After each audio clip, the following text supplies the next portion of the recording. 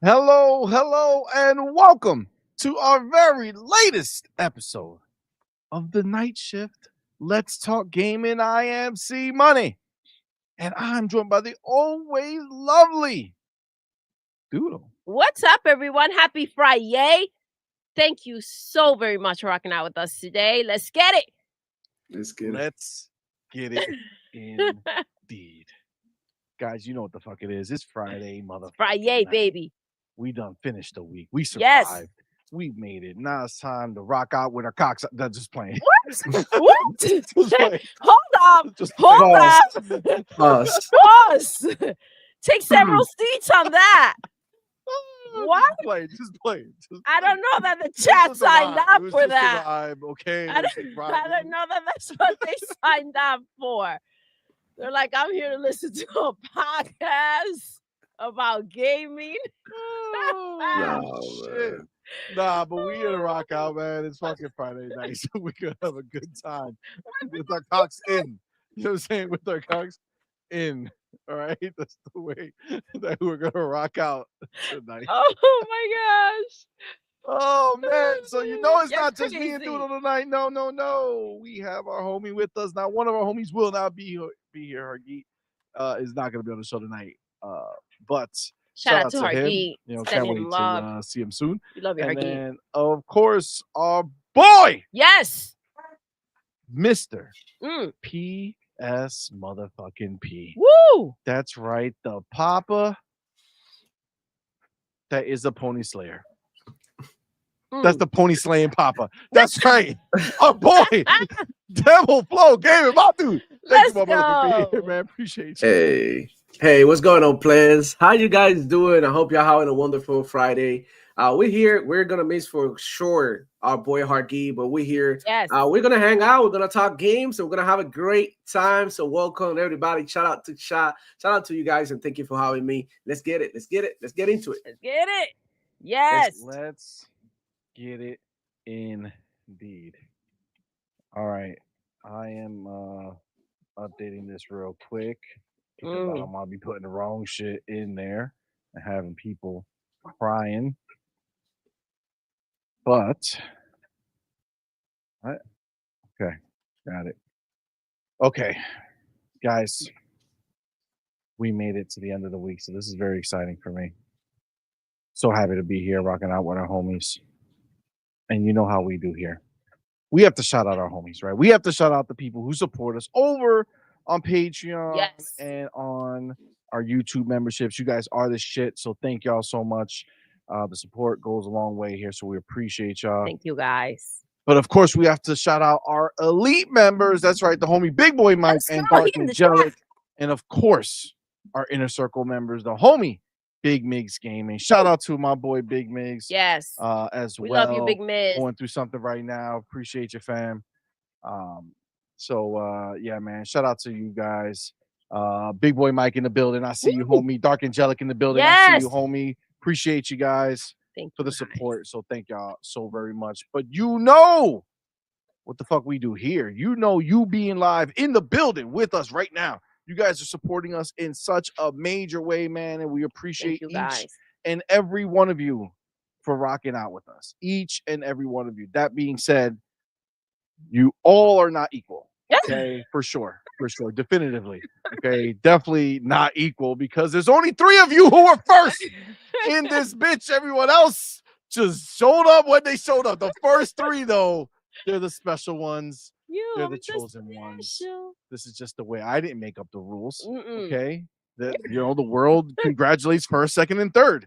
4th place, go blow yourself. You know what I'm saying? You didn't make it. That's just the way. After that, you don't even get that pleasure. You know what I'm saying? You just here now. Oh no, I'm fucking with y'all. But Becca would say, "Better know that she came close today." Oh, she did. She came close. She came close to being 4th place, is what you're saying, or 1st, or 2nd, or 3rd. I don't know. Becca, tell me. We don't need to know what she came close to. You know what I'm saying? Just need to know that it's 4th. Not close enough. Not close enough. Damn. Got it. That's cold. Just playing. Yo. But first person in the building today, yo. First person making his return because I'm pretty sure he just did this not too long ago. Damn. maybe I'm conflating people, but I'm pretty sure our boy, motherfucker Relski. Hell yeah, he did. Building. My dude. Woo! He He's said, not "The messing fuck around. I will That's right. be not first." That's right. That's right. And he was in fact first. Shout out to him. Shout Second out place to said, "You know what? Relski. This is where I like to be. And this Yes. is where I'm going to stay." Our boy Dover 360. Woo, Second yes. in the building. Let's Back go. to That's what back. I'm talking about. That's what I'm talking about. See? No basicness this Saturday, No this Friday. Basicness. Mm-mm. Now, third Oh. was a previous basic.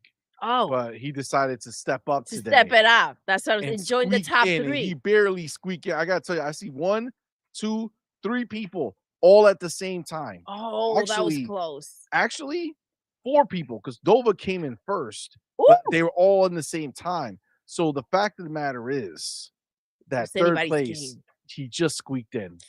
And that is our boy, Music 72. Woo! Let's go. Music's Let's always go. giving me shit. God damn it. Nah, thank y'all guys so much. Appreciate y'all for being the first 3 in the building. You guys are the shit. Thank you so much. Dover 360 says second is comfy. No pressure. No, but that's right. That's right. Listen, thank you guys again. We appreciate you. But I do see the homie Jesse B in the building right in that Jesse same time B, slot. what's good? You got Becca, just like she Woo! said, right at that time slot. Everybody came Sliding in that through. same minute. So shout out to Becca. Appreciate you guys. I see Mr. Money 212 in the building. I see Game Shark. What's up, fam? Thank you for being here, man. Twinkle, twinkle, baby. Twinkle, twinkle, baby. La Rin in the building. What's up, fam? Good Griffin. What's going on? Power Boss in the building. Let's go. What's up, homie? Appreciate you being here. E Ranks. Yes. Went from number 1 yesterday to number who the fuck knows today. You know what I'm saying? But that's okay. At least he back at it. He back at it. At least he got it in. You know what I'm saying? That's man. At least he got it in. General Spartan 27. What's up, man? Says moving further along in Avowed. Got more quests to do in the first area before moving on. Bro, oh man, it's so good, man. There's so much, dude. There's so much. It's hard to quit a zone. Like it is. Man. It is. We gotta shout out the homie Jonas, the motherfucker. Jonas in the building first. What's up, super chat of the day, man? Thank you so much, my brother. I gotta update that banner. We got the homie with that $5 super chat. Appreciate you. Says, remember, it's not an ultimatum. Just hit the like button or get the fuck out. Hashtag Xbox better. Damn, Jonas, I like that. I like that. Swag. Yo, that's the swag I'm talking about. Woo! All right, I mean, shit, that deserves me pausing everything right now and putting his name where it's supposed to be. Yeah, let's go. Damn. Okay. He's not effing around. Yo, that's serious business. Damn. Jonas, the damn. Woo! Hey, man. Let's go. Good shit, homie. Okay. Damn. He gets the double spot too. Hell yeah. All right. That's how you step into the space. Damn, Jonas. Shit. Fucking killer. Then we got the homie Starkey Love in the building. Starkey Love was good. Brother, for being here. Appreciate you, man. Thank you for that $5 super chat. You. Says, back on this Avowed in Shatterscarp. That's right, Shatterscarp. My bouncing electric balls. Oh, be slaying these fools. Yes. 8.5 out of 10 for me, and early game of the year. Keep gaming, y'all. Don't worry, fam. You're just in Shatterscarp, bro. That 8.5 is gonna keep creeping up, creeping up because you haven't even seen the best of it, yo. It's wild. It's so good. Wild. It's Keep so us good. posted. Glad you're enjoying that. Starkey Love, though. Like this game, it's insane. The game is insane. It is. And I listen. One of my favorite things is just seeing everybody in the chat talking about Avowed, loving Avowed. Jesse B saying playing Avowed. I mean, it's just fucking fire, bro. It's just so good, man. I see a Mick Kumar in the building. What's up, fam? Let's Space go. Shot in the building. Appreciate you, homie. Space Shot. Space Shot. What's up, man? Max City Entertainment. What's going on, player? I see a lot of people talking shit, thinking I was late. I wasn't late. I arrived just on time. You guys were early. I'm just saying. I'm just saying. It's good. It's good to be early. Be punctual. Berg-based Brizzle in the building. What's up, man? What's up, baby? He says, if On Point ain't late, I don't want it. Facts. That's what I'm talking about. That's what That's I'm the way talking you about. properly handle the situation. Thank you, Irel. Yes. Right. See, that's how you hype people up. That's what I'm talking about. Thank you, Irel. Gotta show you my amazing cup. That's right. Sip, sip. Sip, sip. You know what I'm saying? You saw Doodle with the new cap. That's right. Got that. Oh, shit. Hey, I'm the only one that doesn't have a hat now. God damn it. Listen, you gotta be What's going on, bro? Of the beanie. I just got a haircut, so this is what I'm wearing right now. Oh, it's fresh. No, it's fresh. Yeah. I paid for this hat. I get it. I get it. No I pay for these shirts too, bro. Get out of here. Mom's PBN Gaming. What's up, my dude? Thank you for being here, man. Appreciate you. Where is it? Where am I? Am I here? I am. Cage. That's the dude. Cage with his El Vampiro Borracho. Boobs. Yes. That's our special boy. Our Avowed review on our website at onpointforgamers.com. Instead of saying, yo, great review, or I agree, or I don't agree, what does he write in the comments of the review? No. Boobs. No. Yes. Spelled wrong. I mean BEWBS. You know what I'm saying? This is the way. This is the way. Okay. Damn, Vampiro Borracho. Time and place.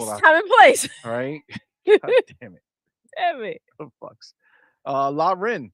15 minutes late means right on time. Laughing my ass off. That's what I'm talking about. That's our boy right there. Damn, you guys. That's what I'm saying. Yo. Lil Ring. Facts. You're a real one.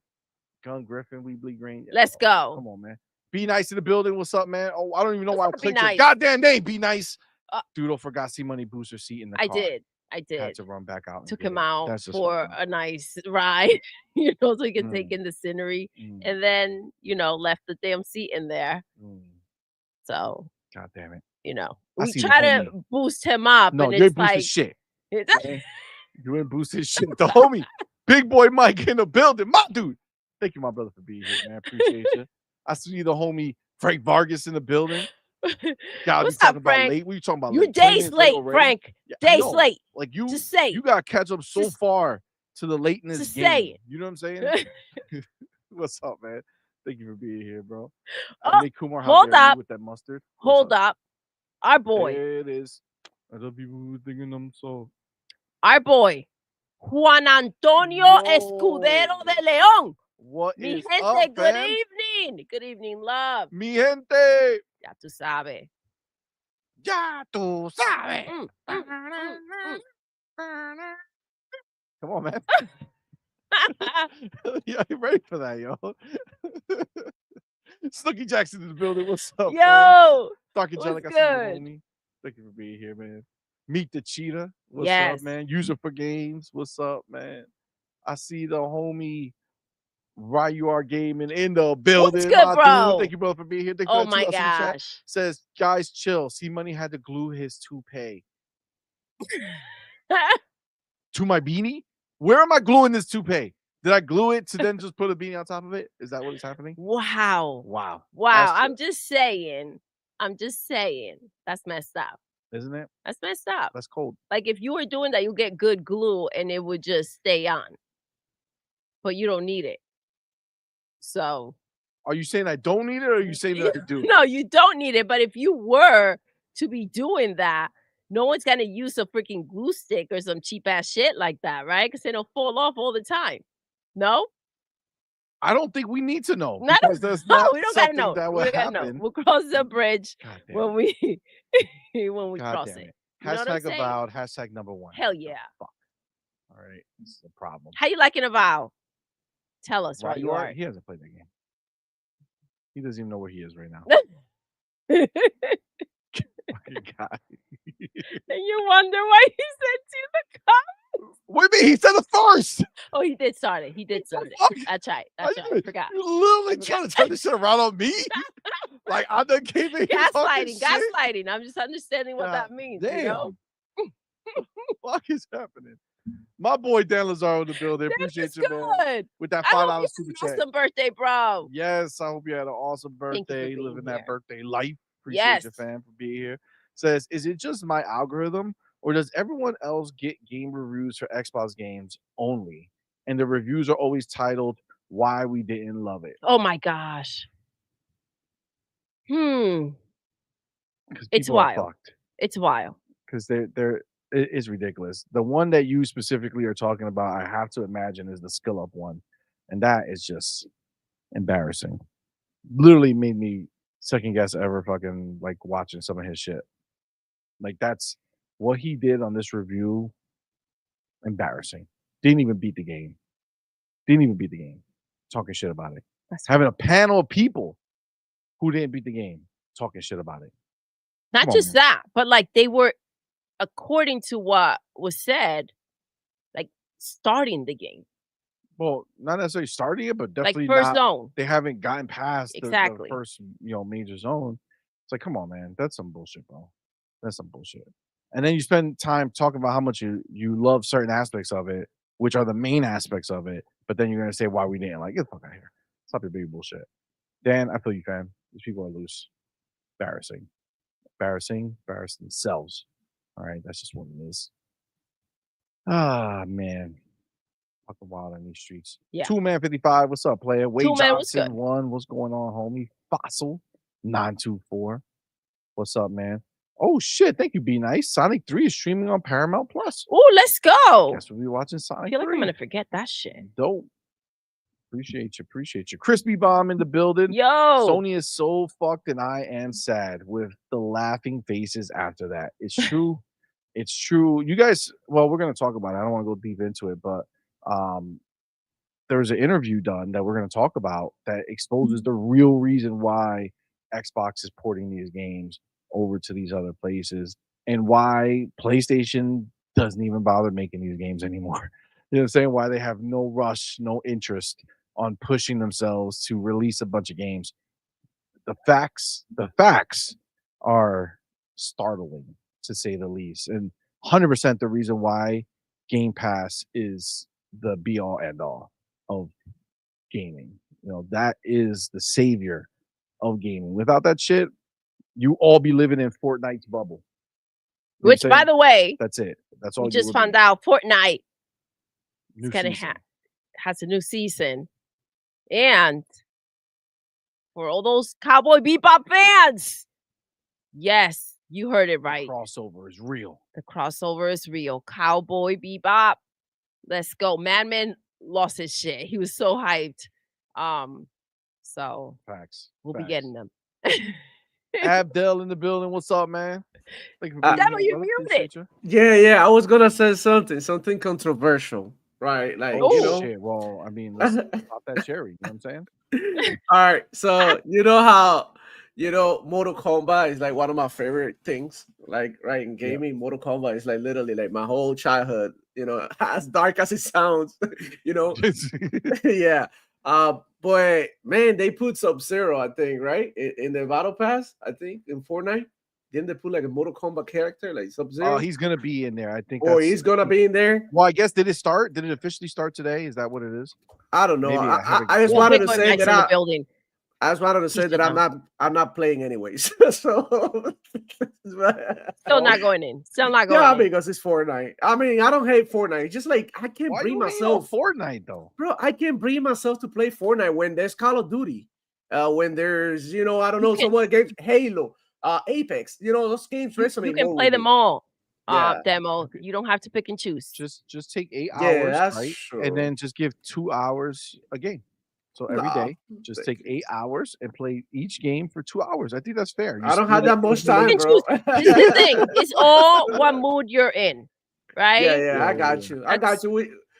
Never say never, but it's like something that I listen. We just gotta do. We gotta do it like on a stream. We gotta do a game night. Maybe on a stream. There you go. Get Demo in there. He gotta just hop in and play some goddamn Fortnite. Then we're gonna get him hooked, like we got Big Boy Mike hooked. I was gonna say Big Boy Mike did not care for Fortnite. Yeah, he thought about it just like you did until he got a little taste. Nah, but what I'm trying to say is like never play. Right.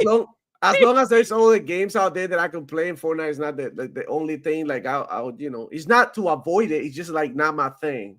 You know what I'm saying? I get it. You just don't want to be part of the cool crowd. Got it. Yeah.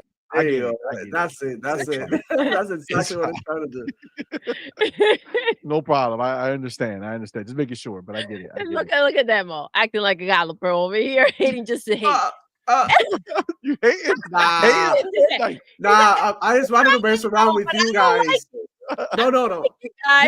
You know, it's funny. It's funny that you bring this up because the same thing is happening with Avowed. A lot of people are not, really interested in these type of games and they hating on it, right? Yeah. And this is like, it's funny because I just like put the hook in there and you guys totally bit, and took it, right? Yeah, and y'all got fished. Y'all got fish right now. So what happened is, look, I'm not interested in games like, for example, Fortnite, but I'm not going to shit on it. It's just like not my thing. That's my way of saying it. I don't like it. You know what I'm saying? That's fine because I like many other freaking games, but I'm not going to say here that, that Fortnite is a 2 out of 10. Fortnite sucks. The worth of Fortnite, right? The worth of Fortnite is not interactive. The NPCs of Fortnite, bro. Oh, the romance in Fortnite. Like Fortnite, does it has any romance? Like, in Fortnite? Because some people were like complaining about having romance in Avowed. So that's the funny part. So I was just saying, like, what I mean? There is romance in Fortnite. Shit, like Game of the Year. Our last, no. We dance together, and that's right. That's right. You make the heart and everything. People. The last game to each their own. But I do have to say, hating for hating, that's just bullshit. Yeah, people are trash. You can't hate on something just because it's not your cup of tea. But what I'm trying to say is, like, the last game of the year, the only thing that you could have done was to jump. That's it. And in this game, you can jump in Avowed? Can you jump in Avowed? I'm just asking for a friend, right? Can you jump in Avowed? Does it has a parkour system, right? Can you slide? Right? Like, shit. But I'd rather talk to NPC, CMoney. That's my shit. I want to go and ask everybody about their personal life, every NPC. I want to see what they do, what underwear they got on. That's what I want to do, bro. That's what I play games for, bro. You know what I'm saying? Because I'm lonely and I need NPCs. I do want to get your actual take on it because obviously you've been playing for a little while now. I see your clips and shit on Twitter, so want to hear what you overall think. Let me get to some more of these homies, and we'll get right into it. Get it. We got the homie Abdel in the building. What's up, fam? Yo. Thank you for being here, man. I didn't see any Ponybot takes today, so that's good. Good job, Abdel. I like that. Good shit. We love you, Abdel. I'm messing with him. Park you in the building. What's up, man? Thank you for being here. Park you, what's good? Homie. He's sad because he wants to play Avowed, but he's in Guatemala. Listen. You don't have cloud gaming. Go get that Avowed. Listen, but Avowed's gonna be here when you get back. Enjoy Guatemala. Who's in Guatemala? I'm sorry. This country. Fark you? Nice. Have fun. Let's go. Have fun, bro. Yeah, man. 2Man55. What's up, player? Thank you for being here. Roland Dex. What's up, dog? Appreciate you, homie. We got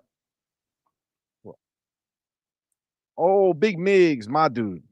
Big Migs. Much love, homie. We love you, bro. I don't know what you put out over here, but you're in our thoughts, homie, for sure. What we got? Culture to Canuck in the building. Fam Jam, what's up? What's up, fam? Thank you for being here, man. Thank you for being here. Not messing around. No, he's not messing around. He's not. No, absolutely. All right. Tacoma Dreams. What's up, man? Thank you for being here. He wrote skill up is great. That's what I used to think. I thought he was pretty good until he embarrassed himself in front of the world and admitted that he didn't even beat the game that he's talking about. And then has a bunch of people on his panel who didn't beat the game they're talking about. And literally, frame this whole thing as a negative when most of the shit he said was positive and put so heavy of an emphasis on shit that he couldn't even really quantify. Didn't really make sense. Oh man, it gets so hard. I mean, but I love the fact that it's hard. I don't know. It's I love it, but I don't. You get it? No, I don't get it. I don't get it. Hold up. He was saying that Avowed was hard. Yeah. Maybe like our boy a bit. He didn't change the Because difficulty. yeah, it's wild What? because he said that, before you would go and all of these other uh the enemies were too high a level for you. So Oh you would well. go and get your ass beat, and it's like, fam, like just fucking like do better. I don't know. I didn't even think about that once when I was playing. If Bro, I hold came up. hard people, I just figured out how to beat them. Is this his first RPG? Because I I mean, don't know. I don't know. uh, He reviews like a bunch of shit. And it's just wild that this time he acts like he's fucking like some dumbass. Like he doesn't know what the fuck he's doing all of a sudden. Like he doesn't review a million fucking games. You know what I'm saying? Like, come on, bro. man. I mean, Oh, maybe he does this all the time, and I just don't give a shit about the other games that he's reviewing. yeah, But maybe. I reviewed this one, and I know you're on some other shit, dog. Robo That's the truth. hard. That's crazy, Oh man. man. Big boy Mike Wow. in the building. Oh, I didn't even see it. Bro, See thank My you boy. so much. Big boy, Member man. for 15 months. Damn, that's an OG. Thank you. That's an OG. That's what I'm Damn, talking man, about. that's wild. Thank you, bro. Thank you, my brother, for being here, man. Appreciate you, homie. Says, did someone say Fortnite? Man, we gotta get up on Fortnite. We gotta figure out some Seriously time. though, We gotta get in there and bust some ass. You know what I'm saying? man, Cowboy Bebop. Madman I said want the the turtles, characters. bro. Like I get it. Madman's ready for his Cowboy Bebop. That's gonna be dope. But I need those turtles. I think they're in there right now. No, no, in COD, you that's mean? Call of We Duty, already bro. got Come him in on, I'm mixing it Fortnite. up. I already got the turtles. Don't be The turtles are coming to Call of Duty. Yeah. That's yes, what I want. they are. That's what I want. I thought they came in already. Did the new season start yet? I think so. I think I had an update today on Call of Duty, but I haven't put it in though. I gotta look at my turtles. It has to happen.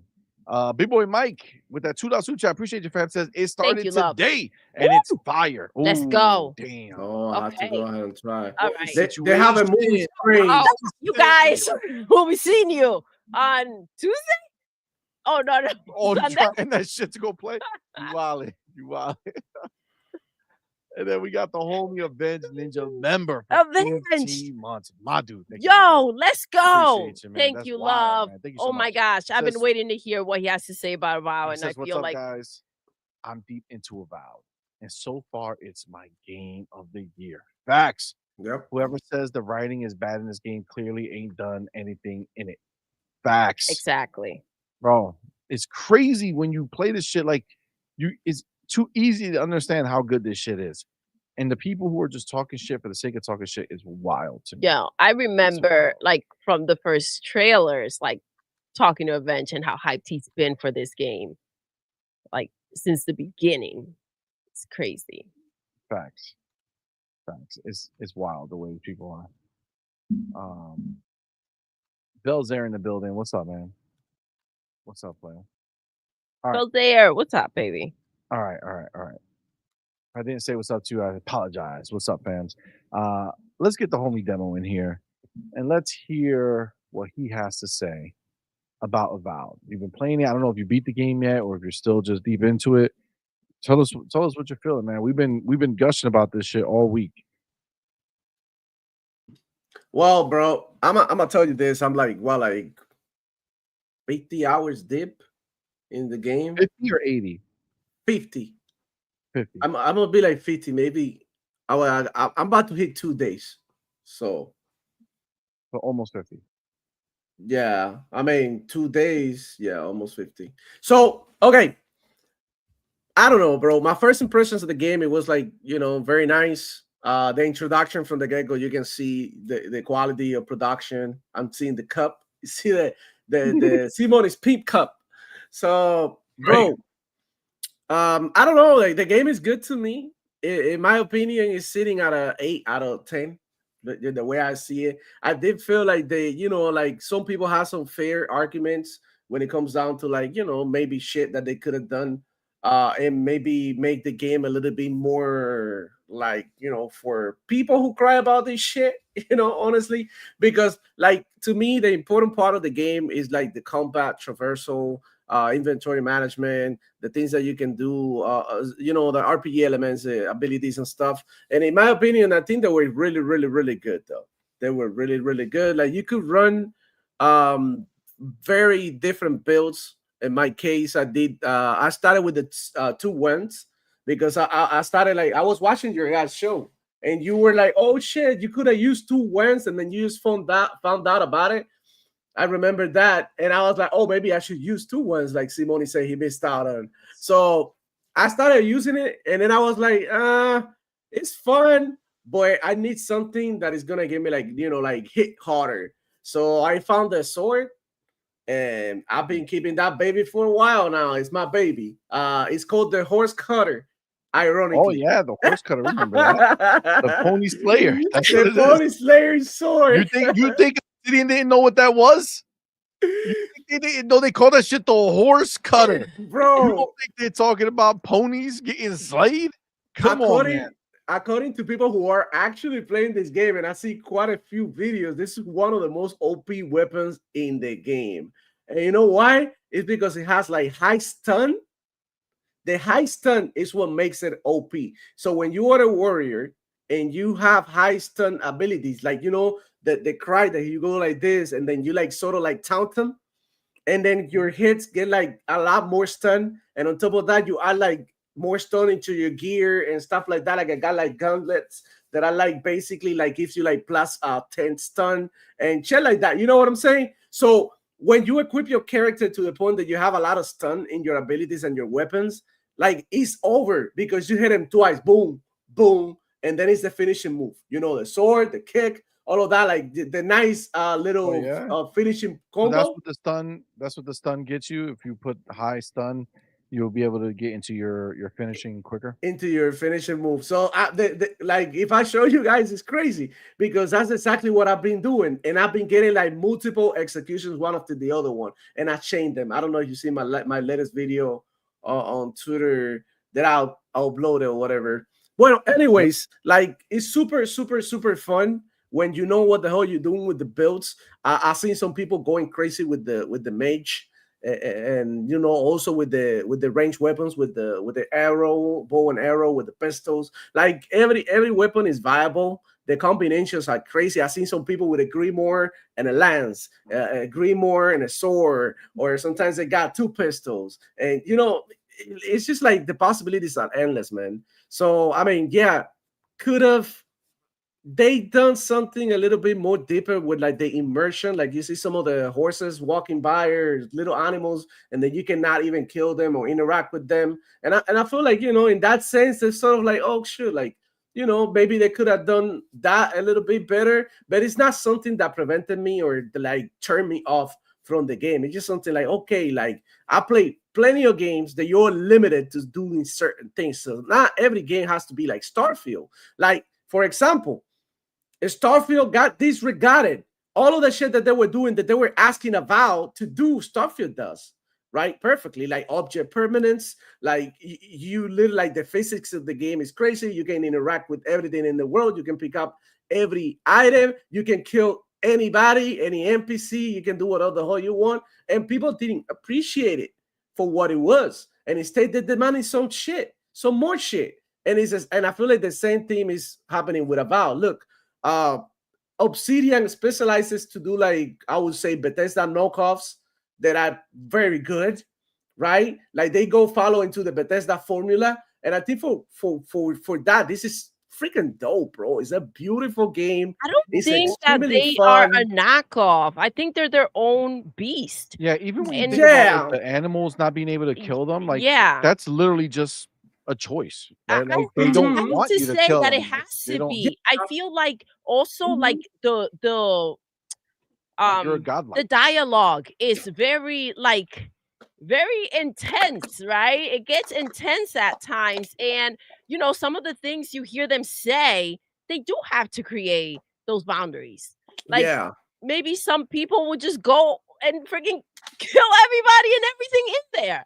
I'm just saying. Yeah, like that's not this game. Like you are a character. You are the Emperor's envoy, right? Like you are a very specific person. You're not You're supposed to kind you're of like not just a person that just woke up in the beach. You're like, who am I? I don't know. I could be anybody I want to be. Like, no, I he can be knows who good he or is. bad. You're supposed obviously you're Yeah. supposed to cleanse the land. You have a purpose. If you go around killing everything that's good in it or every person in it, that kind of contradicts the whole point of what you're doing. So I don't know. Yeah.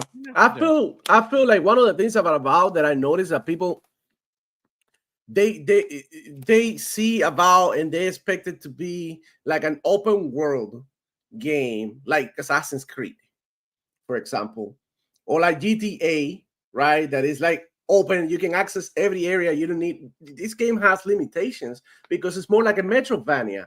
You from one area you unlock the next one and the next one, and then you have access to all these areas, right? And then you can go back and explore whatever the hell you want. But the story is moving you. It's like you need to get the hell out of here and go and move on to the next area.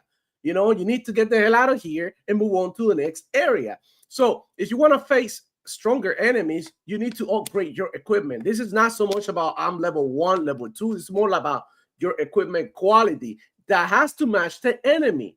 So when your equipment quality doesn't match the enemy, you take a penalty of doing a certain percentage of weight less damage that you will be doing, right? And I mean, giving and taking damage, right? That you would if you had the right equipment. So that's why a lot of people thought that this game was hard. It's because they didn't understand the gist of it, which is like upgrade your equipment. It's not about like having abilities, it's more like having your equipment ready. So if you want to fly through the game, you can. All you have to do is get the right equipment and move on. So I feel like a lot of misconceptions, right, when it comes to Avowed, and like you say, and I meant to say like in the sense that Obsidian tends to make similar games, right? Like in the same genre, like RPG. They did Fallout as well, which is also like part of the same formula. So what I'm trying to say here is like they are doing their own thing, right? But within their own thing, they super different. So I really appreciate the quality of life improvements that this game has, which like I cannot stress it enough. It's a beautiful thing to be able to manage your inventory, right, from anywhere. Send it to your camp so that you can sort it out later, deal with it later. If you were encumbered, you can go ahead and do so. Destroy your equipment. It's like a beautiful thing. The movement of the characters, the parkour, the way that you maneuver around the world. Every little place, I feel like they've respected your time. Obsidian really respected your time. They didn't overstay their welcome. I feel like that those are the strengths of this game. One of the strengths of this game is like super fun.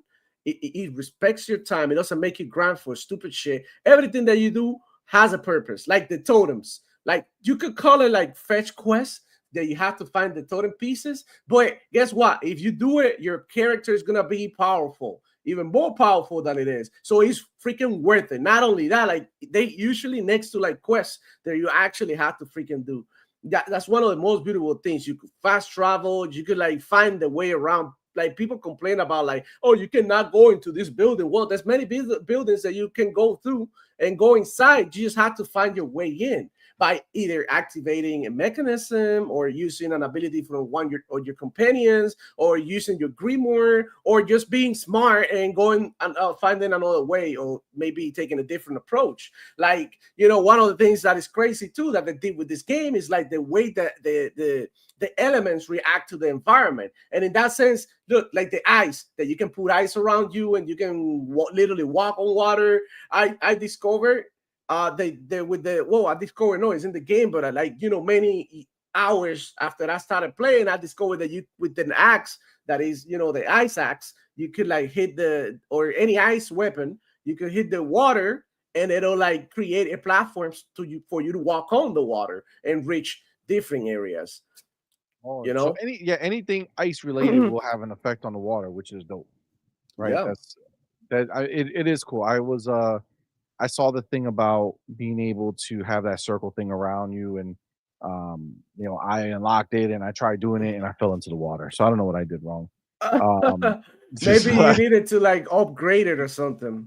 maybe you have to start on a piece of ice already and then do it and then walk around. Maybe I don't know. When do you do this? Because maybe they patched it or something. That could. I just did it today. It was my first time. You did it today. It didn't happen.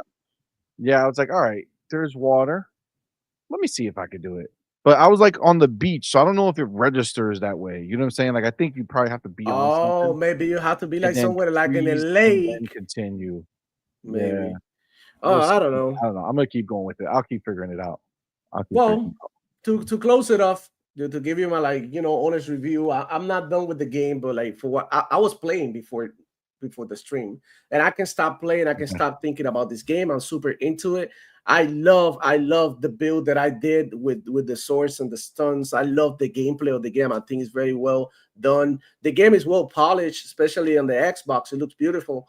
And I play it on PC as well. Some minor stutters that I've encountered, a couple of like glitchy parts or whatever, but like nothing too bad.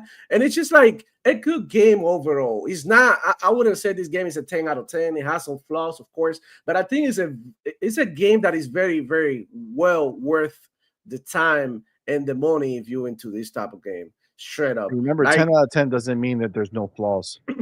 Just means it's 10 out of 10. Yeah. I would say for me, this game is a 10 out of 10 because of the way that I'm enjoying it. You know what I'm saying? I'm really having a great time with this. It happens to me last year with Dragon's Dogma. You guys remember when it released? I was having a blast. People were talking shit. And I was like, bro, I'm enjoying this game.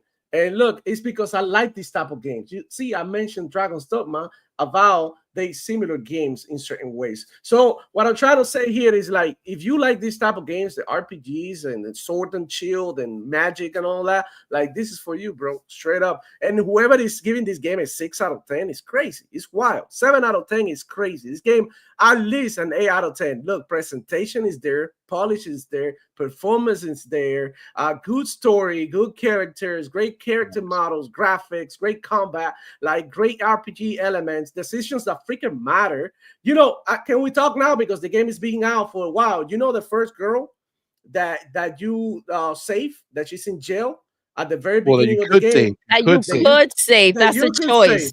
Right. I left that bitch there to die. Oh, wow. There you go. And look, I had a quest after that she actually hooked me up. And it was easier. Yes, I just found that on my second playthrough. Yeah. I found her. She was down at the beach. I was trying to get that lady to keep the same price for those people, right? Yeah. And she was like, "The hell I will." And then that chick that I saved was like, "Hey, come on, don't be a bitch, okay? He helped me out. My boy, yeah." Yeah, and I was like, that was dope. And look, another example of that, like why your decisions matter, even in a smaller quest. One of them was like a couple that was running away from some smugglers, right? I saved them, right? And I decided not to kill them because I was even given the choice, like you can kill them, get the gear, whatever. I didn't. I was like, okay, you guys are good to go. Have a great one. I was like, yeah, I'm not gonna kill him because they scared and shit. So whatever, they were like, oh, meet me in this town. I think it's like in the third town or something. Thirdborn. Yeah, there. So meet me in there. And I forget about that shit. I forget about it. I keep playing the game. Many hours pass by. I get to Thirdborn, and they out there at the very the entrance, like right to the left as soon as you enter. And they were there, hey, what's up, Envoy? Thank you so much. We're so grateful. We are happy here now. We're safe, yada, yada. And then they give me some cool-ass armor and shit. Like, you know, it was epic. It was like, damn. He was losing his vision. He was blind. I saved them too. The other chick in the beginning, I left her ass there. I didn't trust her. And then she broke out. So I had to. Shit. I didn't know about that. There you go. And I killed her and the giant dude that was there too. But that couple, I did. I helped them get out of. No, you're so nice, Doodle. Yeah. What about Gold Boy? Listen, I lead with my heart. What about the Gold Dude? Gold Dude that you encounter that you have to rescue his. You have to rescue a team, and then you encounter a dude that is gold, completely gold. I forgot his name. I don't know. Do you guys do that one? That the dude is like completely gold, made out of gold, like he looks like a god or something. Yeah, that's far in though. I don't know. That's not that far in. That's in the first area. That's in the first area. But a little deeper. The gold guy, babe. He's all gold. Gold. That is full. Yeah. Let's go. I don't think I remember. You killed him or what? What do you guys do? I did. Doodle, high five. You killed him too. You burned down his shit. Too. Yeah, fuck him. You remember? Yeah. No. Yeah. You know who I'm talking about. The gold dude. Yes, he's all gold. But what is it? And then you find he was taking the people, and he was there was a team that went in there, and he was taking the gold by the machine on the bottom. Yeah, there you go. That dude. Yeah. Well, no, the first. No, I killed him both times. I wanted his sword. I got that sword. Bro, poor sword. Like, everybody kill him, bro. I haven't met anybody that hasn't killed him. Holy shit. But look, these are not spoilers, guys. These are not spoilers. Yeah, it's not a spoiler. Because that's what I'm concerned with. I don't know. But you know the funny thing is, like, they know what happened, but now they want to find out. Whoever is like watching, now you gotta go find they encounter, be like, shit, what happened if we don't kill him? You know? So now there you go. I mean, I'm gonna take the sword, bro. I don't care about the rest of the shit. But you'll be fine. I've destroyed the sword. You almost have to kill everybody who's special because you know they got something. They got something good. Exactly. They got something good. Yeah. It's so good. Yo, my second playthrough, I'm honestly, like, I'm telling you, it's crazy. During my first playthrough, I gave the game a 10. We gave the game a 10. And I'm on my second playthrough, and I feel like I'm enjoying it more now than my first playthrough. So what the fuck is that? That's a 12? I think it's a 12 out of 10. I think that's you what guys don't understand. It's because you understand the game. Also, like, are you doing new game plus or something? Like keeping your. There is no new game plus. Oh no new game plus. No, you just start. Oh. But that would be another thing that they could have had that would have been cool. But I think it's because this game is linear too. You reach max level when you reach you have a certain threshold or however many levels you can reach. So yeah, you reach max level. Yeah, I don't know. There is an achievement. I was looking at the achievements because some ponies were saying that I wasn't playing the game because I only have like 8 achievements and I had like 30 hours. And I'm like, are you for real? Like, bro, like, and then I started looking at the achievements and I'm like, I'm not gonna do any of this shit. Yeah, like, you can't listen. Who in the hell got time for it? If it happens, it happens. And I get a bunch of achievements. Yeah. Out of nothing. If it happens. I don't care. I don't play games. But see, at least you started it regular because we started it in the Insider for the review. They did it through the Insider program, so it didn't give you any achievements, but it was supposed to unlock them when the game went live, and it didn't unlock a lot of the achievements, like base achievements, like shit that I know I did for sure the first time around, like kill this person or do this thing. I didn't have it, and I unlocked it the second time. It is popping off now. Yeah, so it's like second playthrough. That sucks dick. Even the end one, where you get the achievement for beating the game, it didn't even fucking pop. Wow. So, but who cares? But your whole thing. That's it. Like, who cares? Yeah, that's the thing. That's the thing. That's why you can't listen to these gallopers. They're just upset they don't have the freaking game. Yeah, I feel that. All right. Let me get the homie Avenged Ninja in the building. Let's go. Super chat, man. Appreciate you, fam. Says, thank you. My wife also can vouch. It's all I've been playing. Good. Woo! Let's go. That shit is dope, man. Shout out to your wife, Avenged. What a world we live in, man. Where we got this game out here. It was supposed to be coming out last year. They gave it like another 4 months, 5 months to cook. I'm glad they did, by the way. I don't know if you guys feel the same way, but I'm glad that I feel like it needed February, right? Like it needed its own space. Yeah. To shine. Yeah. Right? Like this game, like think about it. Like can you imagine if it launched before, then like 2 weeks later there was another game, or like there's no way. Like I'm having so much fun with it. The last thing I want to be worried about, like the next game for sure that I will be stopping this game for is South of Midnight. So that's in April. So next month, we're getting some games that are coming in Game Pass, like Atomfall and shit like that. I'll probably fuck with. But it's like I feel relieved that I don't have like this big game that I really want to play on my back while I'm still enjoying the shit out of this game, So yeah, it's a good time. It's a good time, that's for sure.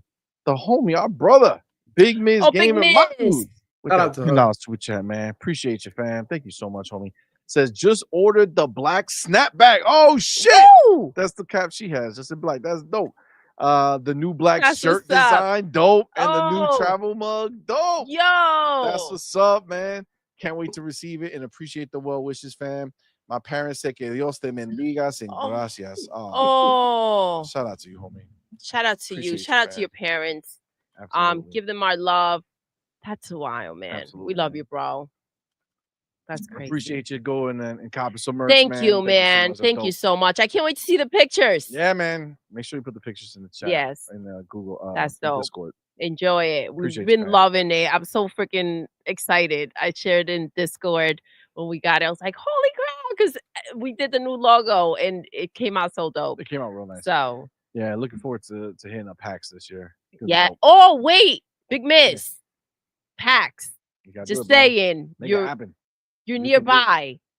Hit us up and let us know, because I feel like you can make it. That'll be dope. That'll be dope. And we have the homie, Mother Nash. Let's go. In the building.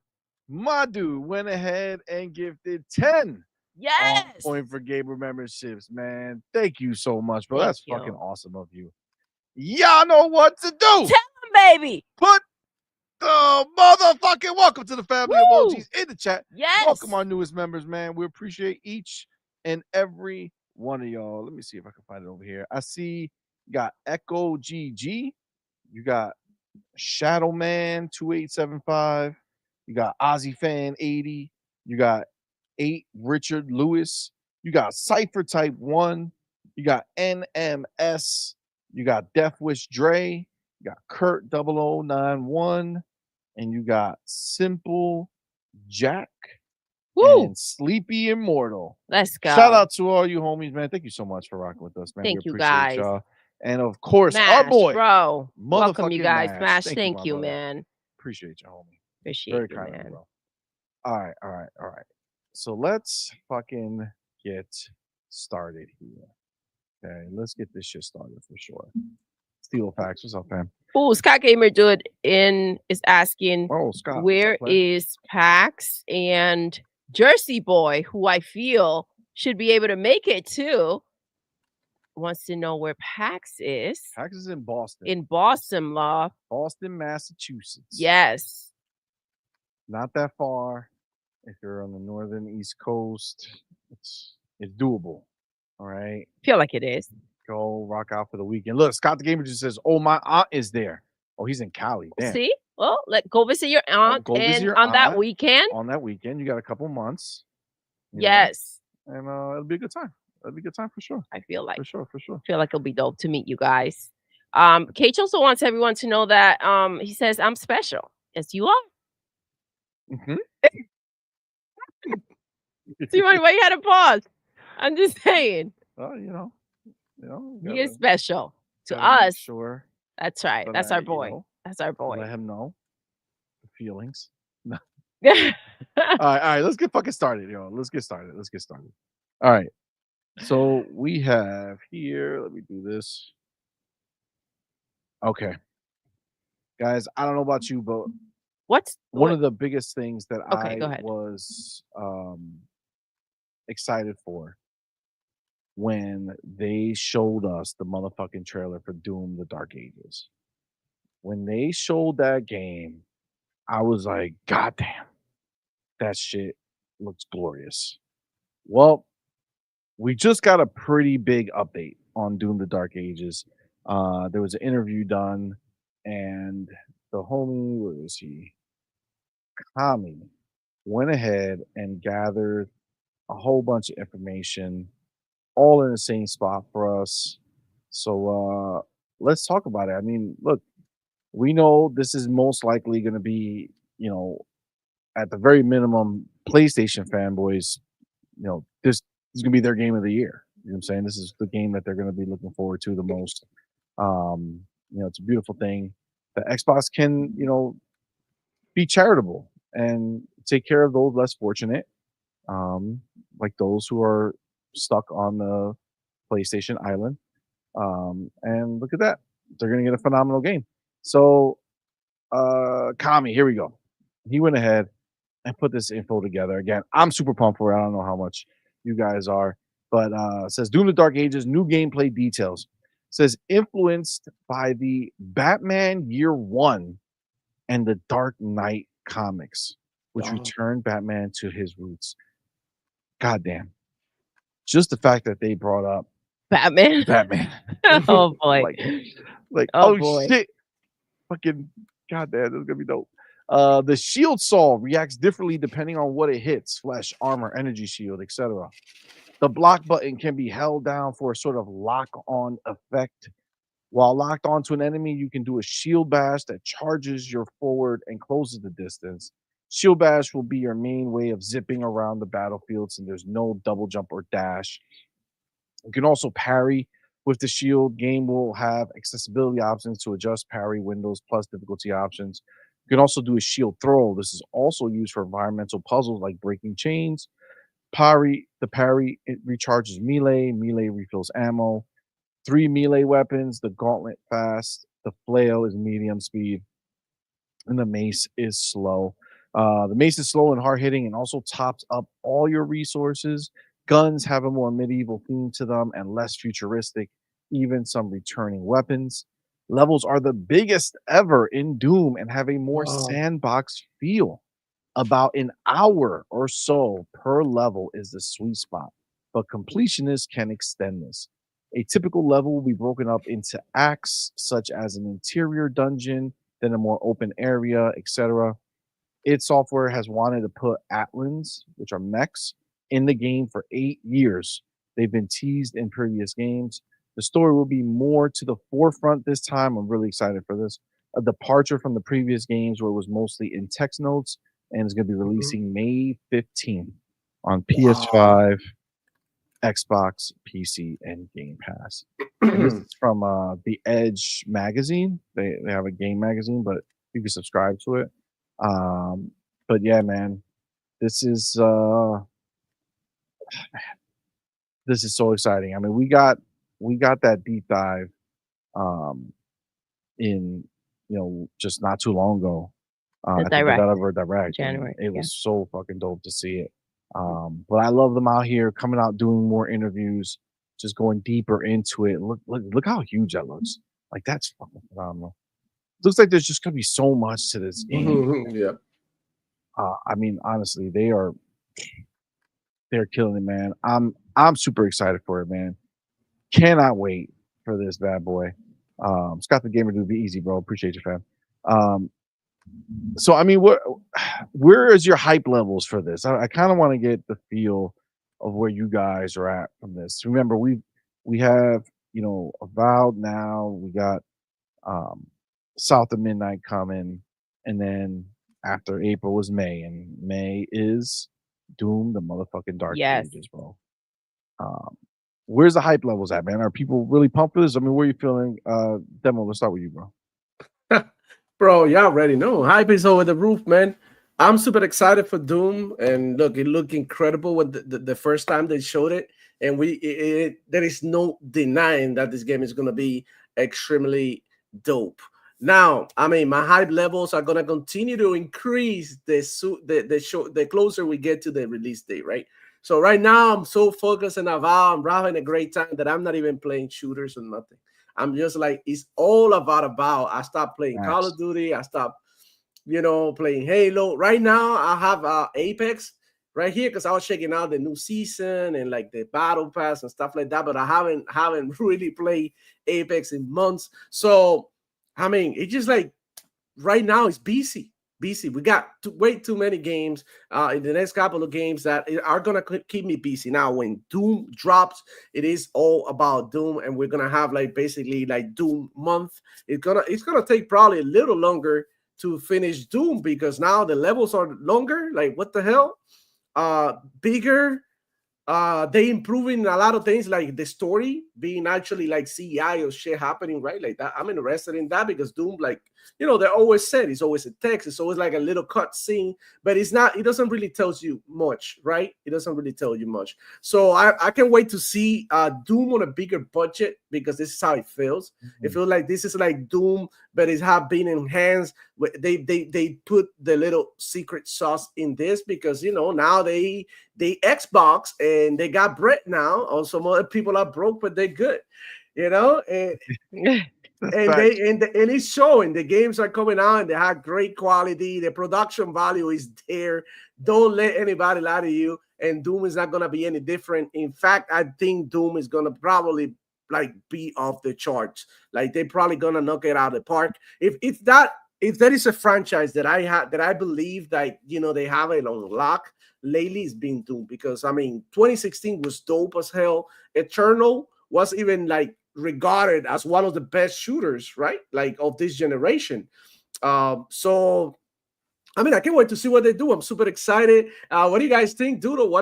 Do you like Doom? Had you played Doom before? Or like the older games, like the latest games? Like, what's the situation with Doom? Well, I'm freaking looking forward to it. I can tell you that much. The game looks fire. It looks sick. I haven't gotten into the Doom games. So this is going to be my first one. But the action looks insane. I love that they're focusing on the story as well. It looks quality. It looks badass. The music sounds like it's just going hand in hand with it all. So I'm hyped for it. Yeah, I agree. I think for me it's funny because I'm not like a huge Doom guy. Like I don't typically care for like nonstop speed, like just rushing Crazy around combat. and yeah, like it's for me it's fine. Like 2016 was good. Eternal was good. I enjoyed it. I thought they were good.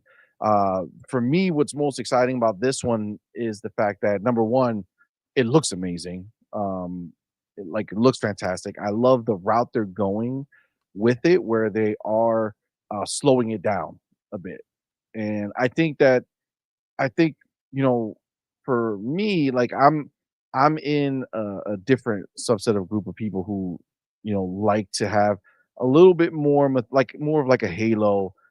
Even Call of Duty is not as crazy as Doom is, you know, or was.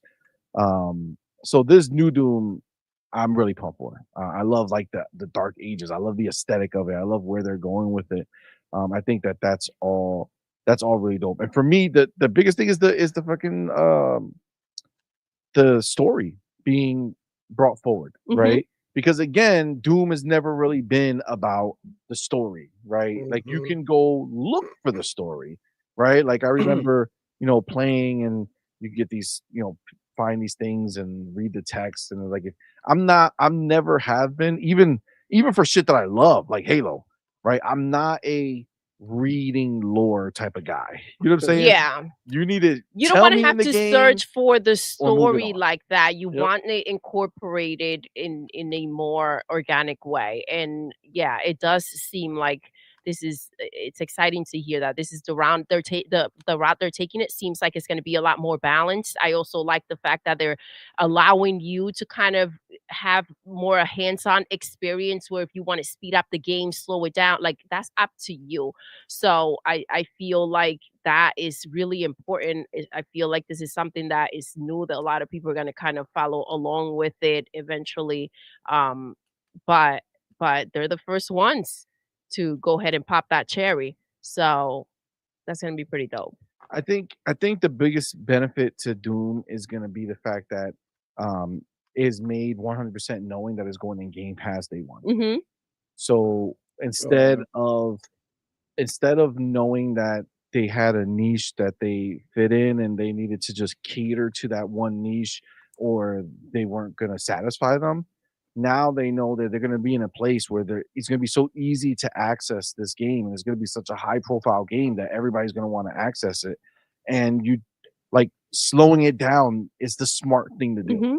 but also allowing you to go into the options and speed it all the way the fuck up. Yep. Is also the smart thing to do, right? It allows the player to decide what type of game they like to exactly. play. And I love, and you brought up such a great point, Game Pass, right? So you want people to be able to play how they want. And, when we go back to Avowed, the same thing, first player, third player, like it's allowing you to go ahead and kind of customize to your liking, right? Make it feel a little bit more in a way that you can, even if like it won't hold you back from jumping in, right? Because this is first person or third person, right? So that's no longer an issue. They kind of scratch that off and it's like, okay, now go ahead, enjoy.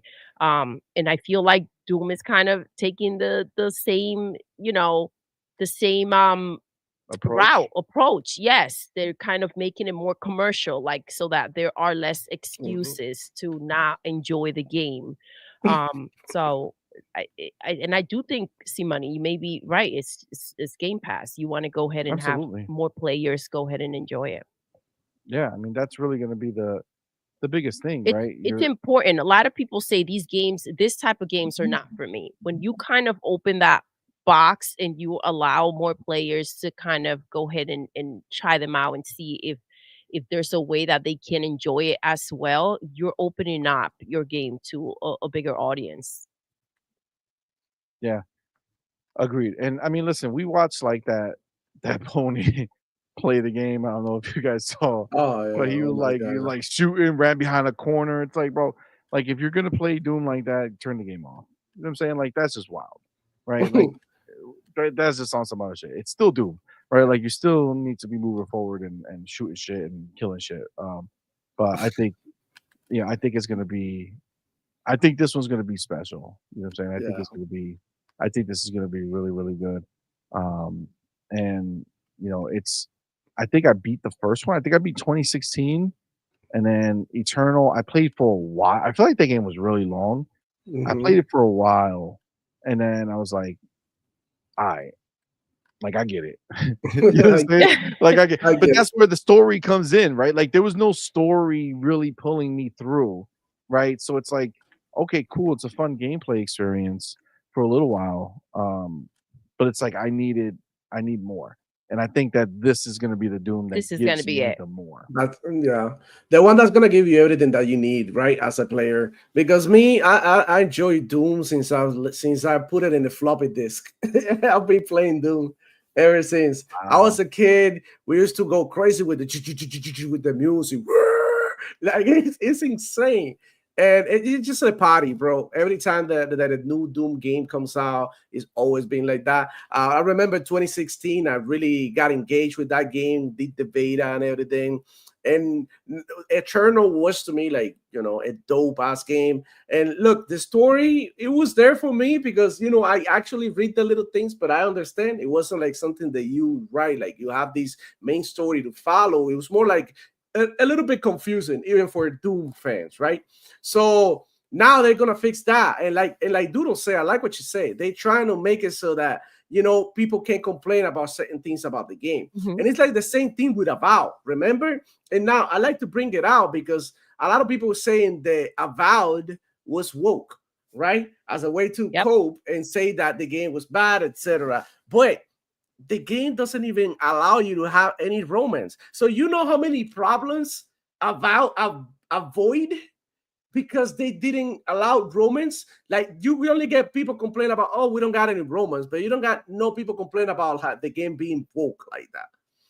So they got rid of certain problems that they didn't want to deal with because it's a role-playing game. You could have made a female, a male, and then the characters, they already have their their sex or whatever set up because they freaking characters, right? So it would have created more controversy. Look at me, I'm doing like this and that, and then we're like, you know what, we're not doing that this time around.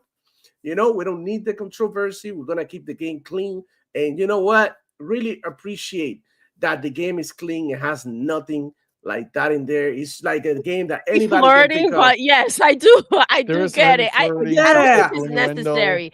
But yes, I the do. companion that she's crazy. She's like, let's try some drugs. I just hope it's like she's saying, let's try some drugs and let's hope they like aphrodisiacs.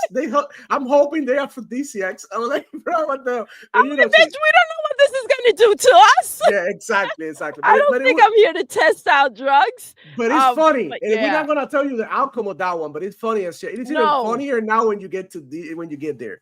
So I mean, those are the things in the conversation that Avowed brings. But going back to Doom, right? Redirecting the situation, making the point. Avowed, bro, it's crazy. I know. Almost lead to Avowed right now. But you look, if you complain that you don't like the game and that it's too fast, you know, they got an option for you. The same thing they did with South of Midnight. And I feel like Xbox is learning, right? They're like, okay, we get it. Like, y'all keep on moving the goalposts. You didn't like this Call of Duty because the player it moves around too much now. Oh, now he moves around too much. It's too hard to keep track. So, you know, the same thing with all the games. So they're like, you know what? We can speed him up and we can tone him down, the speed. We can slow him down. And then you as a player decide how you want to play the game, you know, which is like a beautiful thing. At the end of the day, look, JTech TV, you know, funny guy, don't know how to play Doom, but look, if he was having fun playing like a 2-year-old, you know, let him have it. You know, like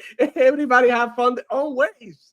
You know, it is what it is. Like everybody, listen, you get in there. If you enjoy it, enjoy it. And if that's the way you play, that's the way you play.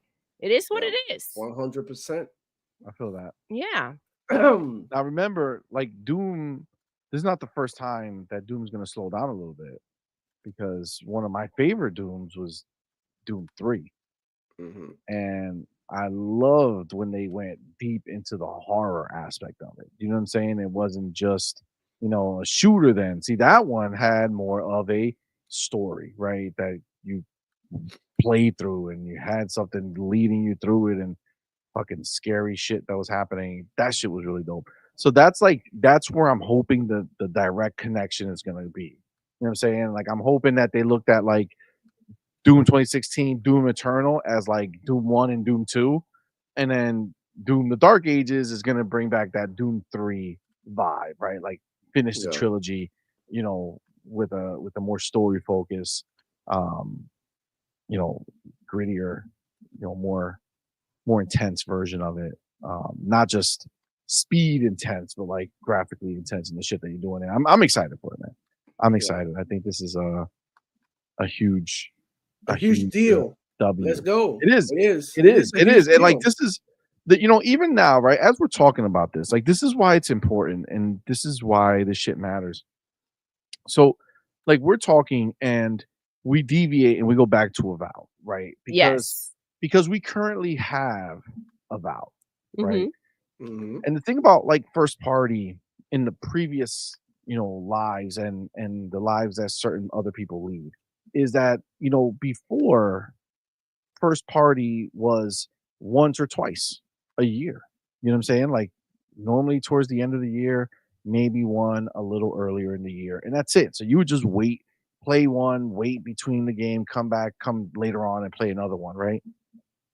You're not necessarily used to be talking about hyping up the next game, and that like the first party game that you're actually playing right now, like is there already. Like, you know what I'm saying? Normally you're just waiting for the next first party game, then you get that one, and then you have to wait mad long. But with Xbox, this shit is wild. Like, you don't even have time to just sit in something without thinking about or talking about the next one. And that's really where we are, man. Like, every time I see, it's funny because even when I see like South of Midnight, fucking loved it, previewed it, great, amazing, cannot wait for the game to drop. But it's not here right now, right? So even now, though, when I see like Compulsion, they'll put up a tweet about something going on because they got to keep marketing this game. You know what I'm saying? Like, they can't just sit and be like, all right, when's the right time? No, it's nonstop. And it's just like, oh yeah, that's right, there's other games coming. Like, every time I get reminded about what's coming from Xbox proper, which is crazy, man. Like, Game Pass is just a whole nother level. And I think that this is where you start looking at it and like, there's a clear difference here, right? Like, this is a big difference. Imagine you just flip the script right now and teleport yourself into Ponyland, and all you have is a PlayStation, and like, what are you doing right now? I mean, Nothing. all I gotta, you know what I'm saying? Like, what are you doing right now? If you're a pony, if your life just changed right now, your Xbox exploded and it turned into a PlayStation. Okay, you have no PC, just a PlayStation, and you're a gamer. What are you doing? I will cry. Playing, I will literally cry. Xbox fans play Avowed right now. Look, waiting for the next Xbox game. I will sell it and go get Game Pass again because I can't live without it. I just can't live without it, bro. It's not good enough over there for me to be like, I'm gonna ditch this in order for me to just have this. So look, at the end of the day, Sony PlayStation fanboys that are hardcore like that, and they are on the hating arc, literally, right? That they don't want to accept that gaming goes beyond their nasty little plastic box, right? They are missing out. If you're not dancing this song right here in the club with us in 2025, and you cannot come over here in 2026 and tell me that you are dancing with Avowed. Like, come on, bro. You don't know when you're gonna be playing this. You don't know. Like, I was told that every freak their whole slate. I was told the whole slate. Look, 2025, we playing Avowed today. Where is the Sony PlayStation version? Any ponies in the chat can please let me know about the release date for Avowed on PlayStation 5. The release date for South of Midnight. Can y'all tell me the release date for the next Perfect Dark or State of Decay? Are you guys getting that too? Like, come on, bro. If you are we don't know the release date for those games either. Right, exactly. We don't know, but we know we're getting them for sure. CMoney. No matter and it's gonna be day one on Game Pass, and we're gonna be playing that like maybe like 5 days early, right? With the good deal that they give you, like $20, I'll pay to play About early, and get a bunch of outfits and a bunch of shit in game that I didn't even care about it. I just wanted to play the game. All that shit was extra to me. You know what I'm saying? So what I'm trying to say, if you're limiting yourself to Sony PlayStation right now, you are missing out. That's the end of it. And you cannot tell me that you are not missing out on Sony PlayStation. You cannot tell me right now that you rather play Astrobot than Avowed, like today. Come on. Well, no. I mean, come on. Who the heck? The gamers don't want to play freaking Astrobot. I mean, that's where it's at. Last time I checked, that was the last game that they had. We had Indiana Jones. I got 3 hours of Indiana Jones play, right? 3 hours. I got to the temple. I did some shit. What some other game came out. The hell, I don't freaking remember. I stopped playing it, right? I could go back tomorrow and play Indiana Jones if I want to and continue a story that's super engaging. It's great ass game. You guys can't even do that. You guys can't even play Indiana Jones yet. So it's like FOMO hits harder than you think. Like, when is it gonna be that one time that you guys are gonna be like, shit, we want to play this right now while everybody's talking about it? And this is like what you come over here to the show and you live with like tears in your eyes. You don't get it. You're not like us. You don't fall part of this. You can enter the circle and the conversation because you ain't doing what we're doing. You are not playing what we're playing. And it's like to rub it in, it's because you are so naive and so narrow-minded that you don't want to go ahead and utilize the cloud, and play Avowed in the cloud because you got the opportunity, right? Right. Nobody's like taking Avowed away from you. You can play it. You can go ahead and do it on the Steam Deck. You can play Avowed on a freaking ROG Ally. Hell, you can even play on a laptop, like via the cloud, on your TV, on the Fire Stick. Like, there's so many ways that you can access Avowed that, I mean, it's just you being limited to your little tiny box and missing out on great games like this, bro. And the same goes for every freaking game that is out there right now that everybody has access to. And, even guys with Xbox, they'll be like, oh, shit, I'm using Boosteroid to play Black Myth Wukong. They open-minded to try new things.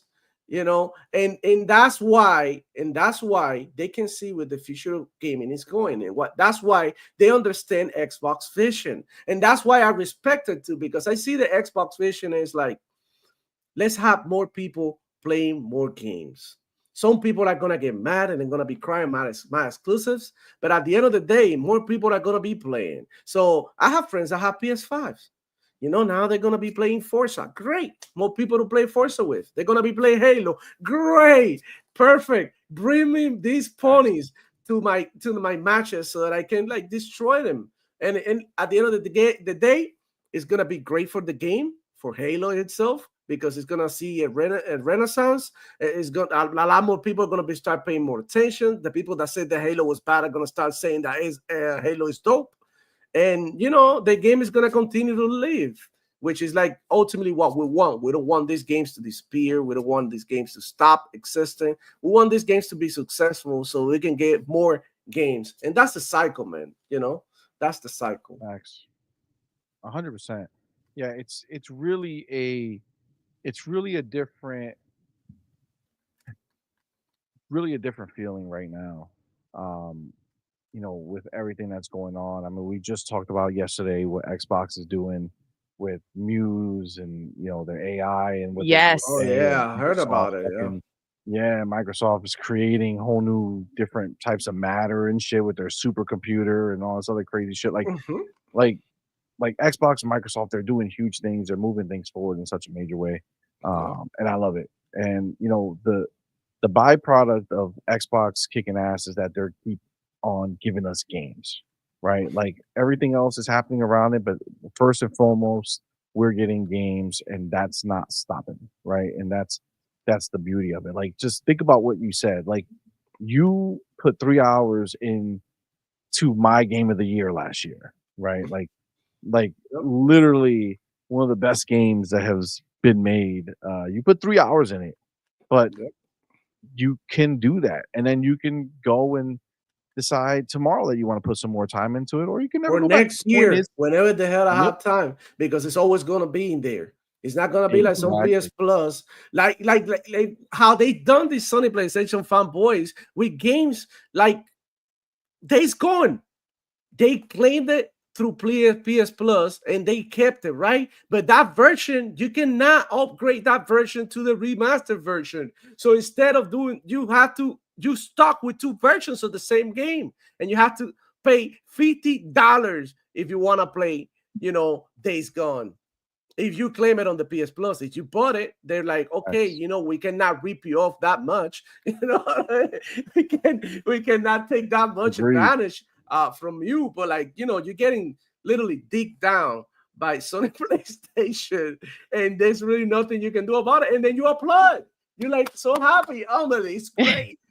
It's hard to understand the mentality. Obviously, to each their own, but this sounds wild to me, to sit there and just waiting and hoping to see if games will show up, or if Xbox is going to go ahead and put any games on your platform.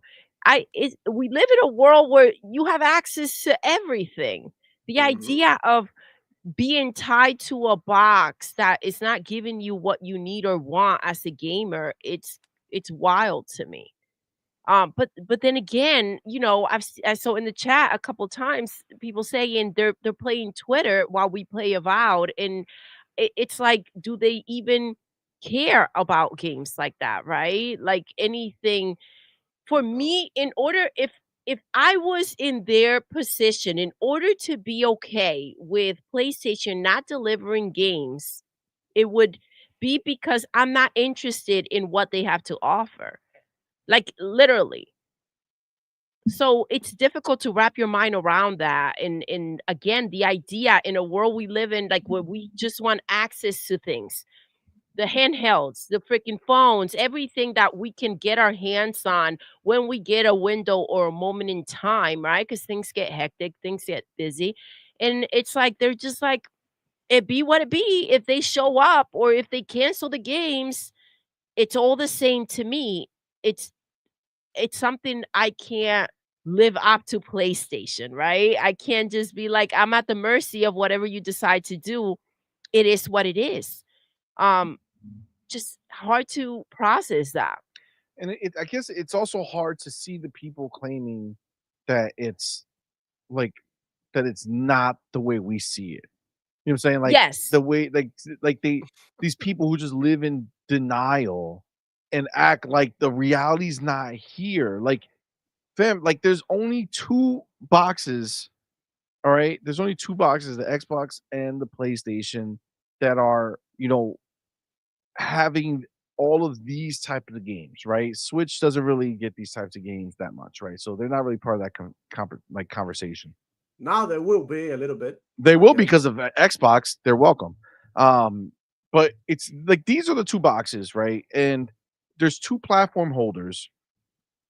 And out of these 2 platform holders, there's only 1 platform holder who is giving games, right? Who are actually making and producing a shit ton of games to satiate the needs of their players, right? You look across the fucking fence, like there's no other way you can look at it. They are not supporting the PlayStation with games. They're just not, bro. Like, money hiding a game is not supporting your player base. It's not. That game already was gonna come. It was gonna come regardless. You just want to make sure it doesn't end up elsewhere because you feel like that's the only value proposition that you have. Hey, look, this is the place where I can pay a little bit to secure a game and make sure that other people don't get it. And for PlayStation to feel that that's their value when they're in a situation, especially now when they're in a position where they can't go ahead and move forward with games, right? And even if they did, it wouldn't be to the level or the quantity that Xbox is putting out there. So for them to feel like they've got control over something by money hiding games, right? That's one thing. For the gallopers to look at that as a W, that's a whole different situation. I think that you have to kind of like step back and be like, wait, hold on. This is why you think I bought the box for? Right? I think that in that situation, it's like, well, I deserve better than you going ahead and paying off someone to not put their games on that other platform. When are you going to get innovative? When are you going to get creative? What are you going to do to keep my business? I don't think that's challenged. And, I think that's how they're going to get by until like what is it, Moose that we were talking about yesterday pops in and allows PlayStation to go ahead and find a more economical way to provide these games. It's true. It's true. It's true. I just look, I just gotta be, thankful that we could sit here and we could talk about, games and not for nothing, but this game is also coming to PlayStation, and they could talk about it, yes, but they're not, right? Because they don't find interest or intrigue in talking about games. Right? No, it's just a parade and a dancing and a receipt and here's my wish list and like it's so old and wild that this is what they live for. But you're right, they could be talking about this. They could be talking about exciting news. Listen, the fact again, and I said it then when they did the state of play, and we had some conversations and we were wondering what Xbox games that we're gonna show there, right? I like it would have been a really good business decision and it would have made for a better show had they gone ahead and done that. It's very telling the fact that they didn't. This is we've said it ourselves. This is invasive. What they're doing is they are penetrating their platform with games and Hiroki, it's out of their control. They're not welcoming this wagon. They're not like, yes, the 30% is there, but you saw these gallopers hyped. These are the games you need to highlight. These are the games you need to push in order for that 30% to be even more than what it could be. The fact that they didn't do that is very telling to how they feel about what's taking place. So this is not a kumbaya situation. Like I said, it's not a position of weakness. This is Xbox full power. coming in and being forceful and putting themselves in a situation where they're winning. That's it. Yep. That's it. Agreed. Position of power, for sure. 100%, Position of power. And they don't want to admit it, you know. They don't want to. Xbox got so many games that they put in games so everywhere. And they're like, you know what the hell are we gonna do with a game like Forza? You know, and we're not gonna put it in there. Like, why do you mean? Like, let's make some money, you know, let's make some money. And it's like us too, as consumers, we're like, let's save some money, you know, because by then putting that game, the games over there, that means that, you know, another game is gonna get funded, or Game Pass is going to get better, or a new game is going to be brought into the service. They reinvest in the money into the ecosystem. It's not just milk these bots. You know what I'm saying? It's like they putting work in the ecosystem. They're making it better. Everything is better. Like, bro, games are running better. The games are being more polished. They heard, they listen. You know, the situation with Redfall, like, you know, it's not going to happen anymore. I can't see it happening now because they last one, bro. They built their trust back up. They built how long ago did that? How long ago was Redfall already? Whoa, like 4 years ago, right? 23? No, what? No, it was 23, right? The same year we got same year we got Starfield. Yep. It was in May, and then we got Starfield. Yep. May. Yeah, but it's like okay, but in that year we still got a good ass fucking game in Starfield. Not only that, we did get basically everything after Redfield. Redfall. After the Redfall. Day, like basically, Redfield. The day that game dropped. Steal that. Yeah, I know. The day that game dropped, that changed everything at Xbox. I'm so happy it happened, right? Like certain things have to happen, right? Yep. In order for massive change to take place. And there's already been, so I would say there's 3 moments that are like defining that right now. Well, technically 4. So the first one was the 2013, you know, reveal of the Xbox One, right? That whole thing was crazy, and it shifted everything, and it shifted everything for the better because that gave us Phil, and then that's one moment. Then Phil making Game Pass, right? We didn't know what it was going to become back then when it first started. It just looked like a regular rental service that you were just getting a bunch of games, and I said, fuck it. I'd rather pay and get access to a bunch of games, even if I don't know what the fuck they're going to be. No-brainer. Nah. Yep, it was easy. Got it. And we didn't even have day and date first off, but still, it was there. And then Redfall. Redfall was a moment that they have gone ahead and everything changed there, where Phil now stopped this kumbaya shit with these studios. And yes, they're free to make what they want to make and do what they got to do, and they have all the funding and they have everything there, but they are held accountable, right? I think for Phil himself, this was a blessing, right? I think, you know, what he didn't want to do was kind of like make anyone feel like they've been dethroned, right? You're going to go ahead and you're going to have your own space and you're going to do your own thing. We trust, like he didn't want them to feel like they're being watched, right? Like, we don't trust what you're doing. This is what we want you to become. And normally, obviously, this is not why they buy studios, but the quality control, right? That has to be to a level that Xbox feels represented and that they're okay with. Right. And I think the hiccup that took place with Redfall allowed him to say, well, because of this, right, we're going to move forward like this.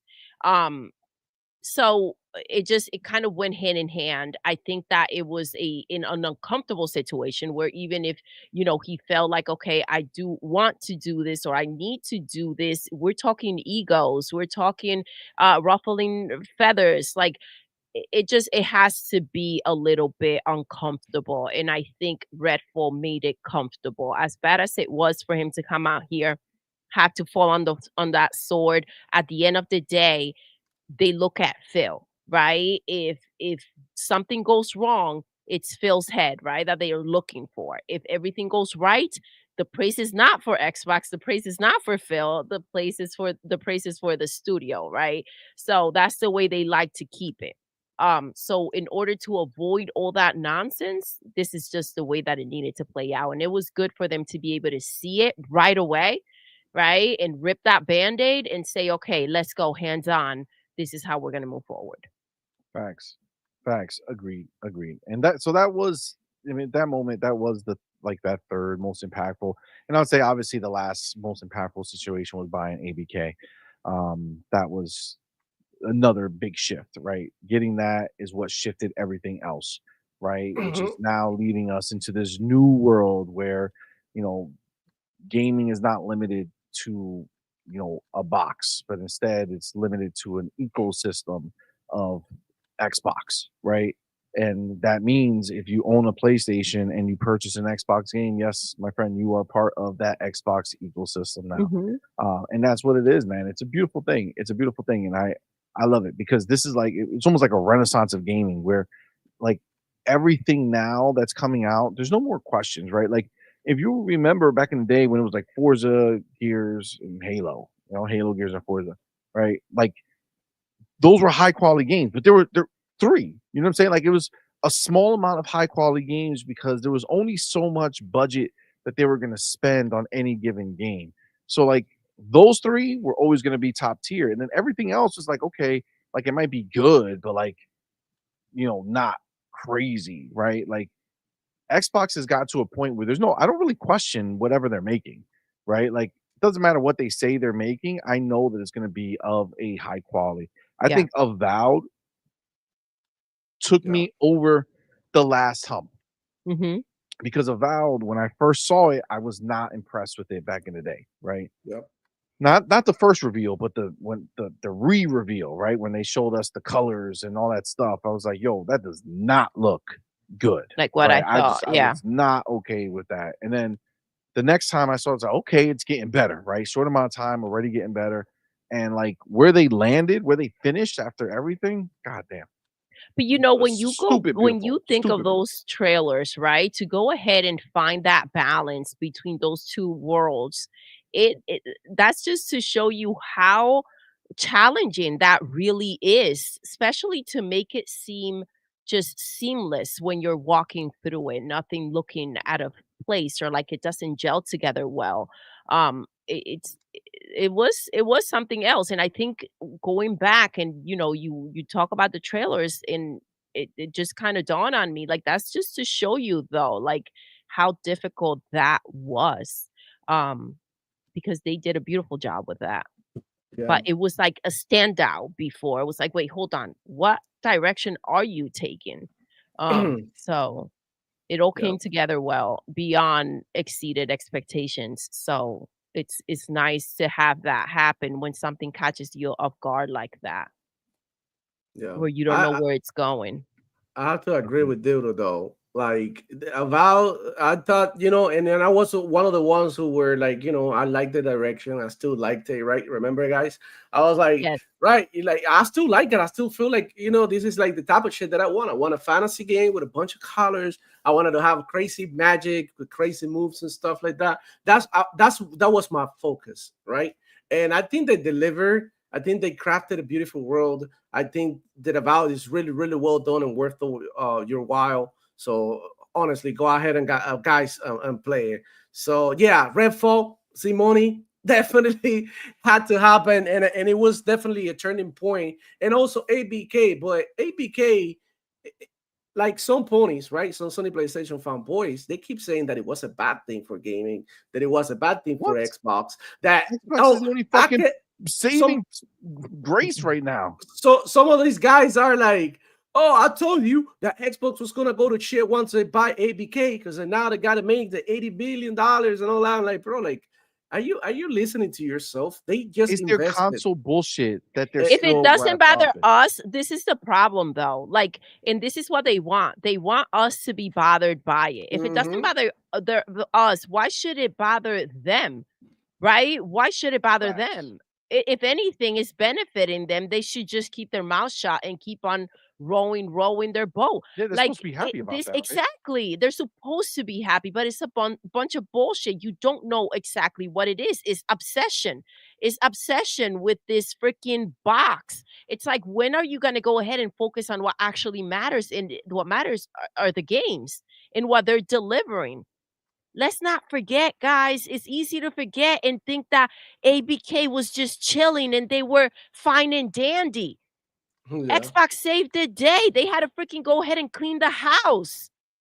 Yep. We would have loved They Call of can Duty. focus on they can focus on other things now. They can go ahead and make Call of Duty freaking even better and step it up, and then they can go ahead and focus on other shit, right? Yep. Something that they couldn't do, right? Because they have to focus on their bread and butter. So when Xbox you butter. have to focus on that, right? You can't go ahead and, like we said, be creative and get out there and do something new or just focus on other things. This was a saving grace for ABK, and they were happy as can be with this deal going through. If anything, for the developers, the focus should be the fact that this deal closed in the shakeup that is done to PlayStation, that they're still underneath and they can't recuperate from just that deal being signed, right? We got Black Ops 6 last year, and it's like they're still down. It happened already. You guys don't have the marketing rights. Get it together and figure it out. It's true. Fucking true. God damn. God damn. Yeah. I don't think ABK was bad. I feel like he No. changed it was the the best thing to game, happen, bro. but He changed but look, if ABK didn't happen, then Call of Duty would have gone even deeper into the mud, right? Overwatch, we would have lost Overwatch. We would have lost all these amazing games that Blizzard, ABK in general, they make, bro. They got amazing franchises, and the fact that Xbox came over here and saved the day literally. And now, since then, I'm not saying here that ABK is the best studio, or whatever, the best studios or the best company, whatnot. I'm saying like the games are pretty good. Diablo is banging. Games. Think about it. ABK makes all the games that PlayStation wish they can make. Mm-hmm. They make COD. They make Diablo, which is an ongoing game. These are games that keep on living, right? Yep. That people keep showing up for time and time again. They make Overwatch, right? Like they make World of Warcraft, right? They make all these fucking games that are literally what all of these developers wish they could make.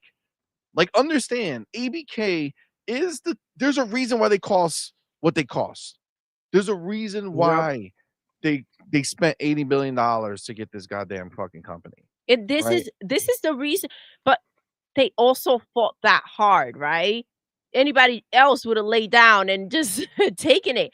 They fought tooth and nail. They were gonna make it happen, right? They did. They did make it happen. Exactly. And it's just what it is, man. That buying them put a force field around Microsoft in gaming, right? It made sure that they had tons of games that were revolving dollars coming in, right? Regardless of the situation, these are games that are just going to keep printing money, and that allows them to go ahead and do what Matt Booty said and like tear off the rest of their studios and give each studio a place. We did a South of Midnight. We were down in New York and we met with the team and we got to interview the studio head Guillermo. And one of the things that he brought up as we wrapped up that interview was talking about how just look at how many of the owners of the studios, like how many of the studio heads are still there after the purchase, right? Like they all could have taken the money and just be like deuces and be out, right? But most of them are there, man. Like he talked about them.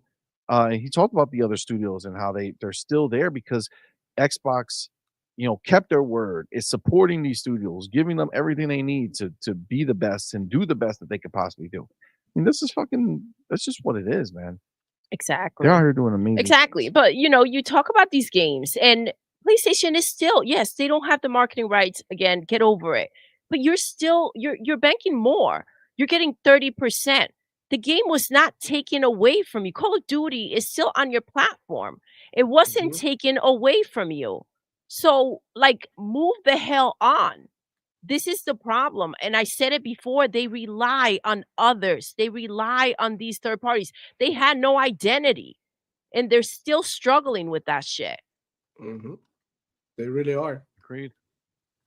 Like their identity is the one thing that that destroyed them, and it's like exclusivity. And it's like we're living in a time that exclusivity is not working. Games like Spider-Man are flopping like a turd on PC because the FOMO every time the FOMO gets shorter. The FOMO window gets shorter each time. So when people end up like, okay, I'm gonna come to the terms that I'm not gonna play this game, right? When that happened, and then you bring the game back to the platform, or you dropped it on another platform like Steam, these people are gonna be like, yeah, but I don't remember you. I don't remember you. You have been gone for a while, and now you come back here like you own the place, like you are the princess, But in reality, you're just a hoe, It's just a hoe. Listen, exclusivity cannot work when you are not making games. When you're not making good games either. You're not making games. You're not making good games. You're not making quality games. But even when you are showing up, like, you're not making enough. You're canceling games. And so if you are not providing the games, the exclusivity game is over. I'm sorry, gallopers, these old ass games, most of them, a lot of them on PC, that doesn't make your platform special. Thanks. Show me what you've got coming. Show me the lineup. And then I'll tell you what your box is worth. It ain't worth shit. It ain't worth shit. You don't have anything coming from your freaking platform at all. And the crap that is supposedly going to release is on freaking shaky grounds. Yep. What the hell happened to third games? I know, delayed, right? It's like the reality is, like, what other ecosystem would you do this in? Like, if you were I don't know, an Apple user, but you only ever used everything Windows, like everything you use is Windows, and you just have an Apple to do it. It's like, at what point are you just like, why are you buying an Apple, right? Or same thing on Windows. If everything you do is you love all Apple's programs, you use every single one that you can get. Like, why are you know what I'm saying? Like, yeah, if there were no programs and all you're getting is a case, and then you're going and spending more money by going ahead and getting everything Windows, then make it make sense. Yeah, they're not providing you with anything special. It doesn't make any sense. But we do have our boy Game Shark in the Game Shark, what's good, baby? My dude with that $2 super chat. Appreciate you, homie. Twinkle, twinkle, baby. Says, quote, "We got your games." No, dumbass. We got your players. Ooh. That's a good one. Oh, dale. Shit. Twinkle, twinkle, baby. Twinkle, twinkle. Twinkle, twinkle. Yeah, that's a twinkle, twinkle right there. God damn. They've been twinkled. Wow. Ooh. It's true. It's true. That's that they don't get it, bro. They don't get it. I don't know. It's wild. It's wild. We got the homie Dan Lazaro. Dan, what's good, love? Being here, man. Thank you for that $5 super chat. Says, thank you, love. PlayStation at their peak, PS4 didn't interest me. God of War, Ghost of Tsushima, Horizon, Spider-Man, Last of Us did absolutely nothing for me. Xbox was always number one. I mean, shit, even if those games did interest you, Xbox would still be number one. You know what I'm saying? Like, those games are just, they're fine for the people who, like them or care for them. Last of Us was my jam, but the other ones were lesser, right? Definitely don't have the same type of feeling for any of those games that I have for something like Halo or Gears or any of our games fucking over here. I can tell you that much. And honestly, like, the people over there, I don't think they care for them much either, to be honest with you. I think they're more caught up in the idea of PlayStation than they are even of the games. That's what's crazy. Yeah. You know what happens, CMoney? You, baby. That they're playing a different game. Look, hey, it's not console sales. This is content sales. Like, Now we are entering the era of the subscription service when it comes to video games, and we all know how that went for movies and TV shows. Who has the more content? Netflix, undoubtedly. They have the most content. So which one people gravitate towards more? Netflix. Everybody has Netflix. I know people who have Hulu, Disney Plus, and all that, but they, you know what? The one thing that they all have, Netflix. Like you have HBO, whatever, you have Netflix. Chances are that first you have Netflix, and now Xbox enter this era that they're the number one. They have all these. They have, for God's sakes, they got Call of Duty, man.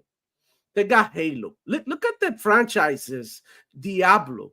Now they have Avowed, which is a big name now. Now you all have to say Avowed 2 when it comes out is gonna be a good game. It's gonna be a big game too. Outer Worlds. Look at the freaking Fallout that they can come out here and say we have a new Fallout in June.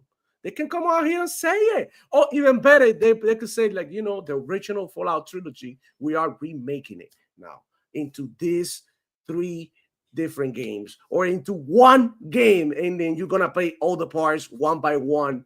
You know what? Like, they could do so many things in the franchises, bro. Call of Duty, bro. Come on, Overwatch.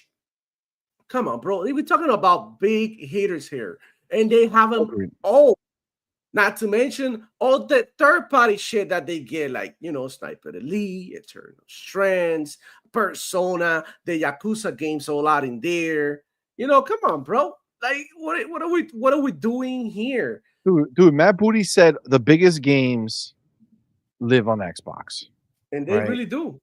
And they do, bro. They do. Across Minecraft. The board, there's no big game that's missing Xbox. No big game. Only these little bitch games. Only these little bitch games who need somebody to fund them, to get them across the line, to help out. Those are the only ones that skip. But these big games, they're all here, baby. Every single one. And we get them, the biggest ones, as part of our subscription, which is fucking fire. Then we got the homie We Need Kills in the Yo, what's good, love? Chat, man, appreciate you, fam. Says Xbox has ponies in a permanent state of begging and waiting. They think they're first class, but they aren't even on the plane. Damn, man. Yo, my dude said they're on standby. They're on standby at the airport. I will let you know if there's a flight for you, sir. Sit down, sir. We'll let you know. On the floor. Sit your clown ass on the floor. Sir, we already told you. We'll let you know. I said. Sit your ass down, sir. Damn. Wow. Fucking Weedy Kills said you on standby. Oh shit. God damn. That is glorious. That is glorious. That's the truth. That's just the way it is, bro. It's the way it is. All right. Let's get to this next chapter because we're gonna hit the time. We're gonna hit it. I feel good about it. All right. Just so you know, I don't think we mentioned it. I don't think we mentioned it, but we are actually trying to cut down on the time a little bit of the shows. Really? And yeah. We're trying. That was like, I don't believe you. So if you remember, we were at like 5 to 6 hours. Okay. Then we chopped that down to like 4 hours. And I think our new target is around 3. Yes. Right? We're trying to get to the 3 mark. I think 3 hours is a good chunk of time. Yeah, so definitely. We're trying to hit it. So let's see how it goes. I feel like we can. All right. So the next story. All right. Let me go here. Got my chapter.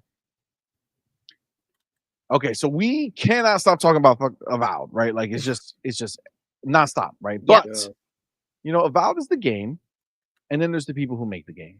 The people who make the game are Obsidian, and Obsidian has been out in these streets, and they did an interview with IGN, and Windows Central took a little chunk from it. But I'm actually going to go in because they did a pretty good time with their timestamps at IGN, and there's a few topics they named them pretty good. So I want to kind of hit some of them so we can kind of discuss. But Windows Central found this piece, which is not listed as a topic, you know, is not broken up into one of the chapters. So you actually have to listen to the whole thing to hear this part. Windows Central has it here. Obsidian Entertainment has grown significantly under Xbox Game Studios, says Fergus Ukart, Ukerhurt. I believe it. Sure thing. Whatever you say. All right, so let's go over here. And it says Obsidian Entertainment CEO says the developer has grown significantly under Xbox Game Studios.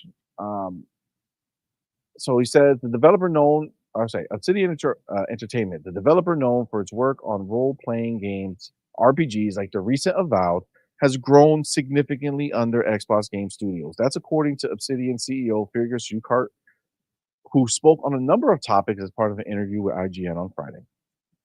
When we came on with Xbox Game Studios and Xbox, we were about 170 to 180 people in 2018. Okay. And through the course of the last 5 or 6 years, we've not only grown the studio to about 285 people. Ooh. Wow. But we also have a lot of really good co-developer partners with Heavy Iron and Beamdog. So understand this. They got bought 2018. They were a pretty big studio, decent size, right? 170, 180 people. Over the course of the last 5 or 6 years, they jumped up to 285 people. Of course, these motherfuckers can make Avowed and fucking Outer Worlds at the same goddamn time, and still have more studios out there going ahead and making these other games that they've been making, man. Like Grounded, they still gotta support Grounded. Yeah, well, I think they stopped supporting that one. I think they moved them on to the next project. But yeah, but that was out for years. But they supported it for a certain amount of time, and then they did like a final release of it, and then that's just the game. But I mean, they did that. They did Pentiment, right? But if you think about it, 20 FPS at Pentiment on PS5. Yeah, I know. Yes. On the Pro, you know what I'm saying? Worth mentioning. At 120 FPS. Shit. That's what they're playing now, Pentiment. Right. So again, that's over 100 people that they added over the course of this time, right?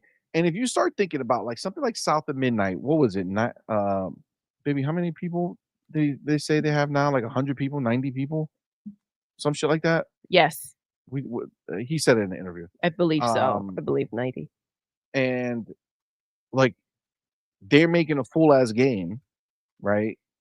With that many people. So if you think about it, you know, you got 100. If you broke it up into 200 people teams, right?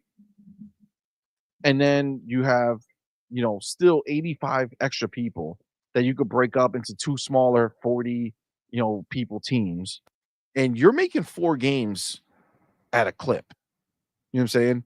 And if you even scale it back down more, maybe it's not 100 people, maybe it's, you know, 80 people per team. You know what I'm saying? Like you have pretty good sized teams that are being able to work on these games and crank them out. And you're like literally, you know, you're able to have like a game from Obsidian every year if they're on like 4-year cycles. You know what I'm saying? Yeah. Like if each game gets 4 years to be made, like you literally would just always have them coming out with another game. Like Obsidian is crazy. They're crazy with what they're able to do. I mean that was the quote from there. I'm gonna go into the actual, you know, YouTube interview to see the rest of it. But I mean, the fact that they grew that much, that's dope. I mean, what do you think bro? about it? That's huge. And I do think, and when you're picking up a studio, I feel like they're kind of letting them lead, right? And if they want to go ahead and continue to grow, or if they want to keep things a little more compact, I feel like I appreciate the fact that it's up to the developers and the team what they want to do and how they want to move forward, right? I think it's important to go ahead and kind of have them determine what they want to be to keep the authenticity of their teams, right?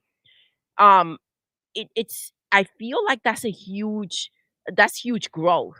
Um So they're not messing around with, and again, 2 games from them we're getting this year. They're not messing around with how they wanna go ahead and move forward and the outpour of games that they wanna go ahead and bring to the table. Um, don't you think, Demo? Like, we're talking 170, 180 to 285. That's impressive. It's a big increase, man. It And look, is. these are one of the benefits that these companies have when they go to Xbox. They have some sort of financial stability, right? And they had some sort of backing from Microsoft and Xbox itself. And look, and that's why they can produce crazy games like Avowed and Outer Worlds both at the same time, literally dropping within the same That's year. crazy. That's insane, but that only makes you wonder, like, what the hell are the rest of the studios doing? Because I mean, the studios at Xbox, if one thing that we know is like they are actually out working. They're not out here baking cookies for Jim Ryan. They're out here making games, and the games are coming out, and they're coming out in a very good shape. So I mean, what can Obsidian do? Maybe I'm expecting maybe another based on the cycle. I'm expecting another little project after the Outer World, something similar to what they did with Grounded, and then something even smaller like they did with Pentiment. If we follow the pattern, right? So looking forward to what they had to offer. And God knows, maybe they even have surprises with a Fallout New Vegas remake or something when the whole Fallout things blow up, because I believe that's coming next. That's one of the biggest franchises that are coming back next. New announcements. I believe that I'm expecting actually this to happen. Drop in June. Fallout. We're getting some. Okay, well, we're getting some news. We have a little bit of news about it in this interview. So I smell it. I smelled it. We're gonna talk about it. So, but let me get my boy Razor Ultra on the building. Razor Ultra was good. Says crazy. For $2, I can say wacky shit. CMoney better. Thank you. I am much appreciated. Glad you see that. Look at dropping facts and bars. Let's go. That's what it is. 100%. Those are the bars. But see, okay, so we were talking. That's huge growth. 180 to 185, that 100%. to 285. That's huge. And being able to keep your studio essentially at wherever you want them to be. If you're planning to go ahead and say, listen, we want to go ahead and have multiple games out there. We need reinforcement. Being able to go ahead and grow however you in the speed in which you wish to do so. Like, that's wild, man. The backing, the funding, it's important to be able to get scooped up if you want to, and by a company that's not going anywhere, right? That is going to be able to support you.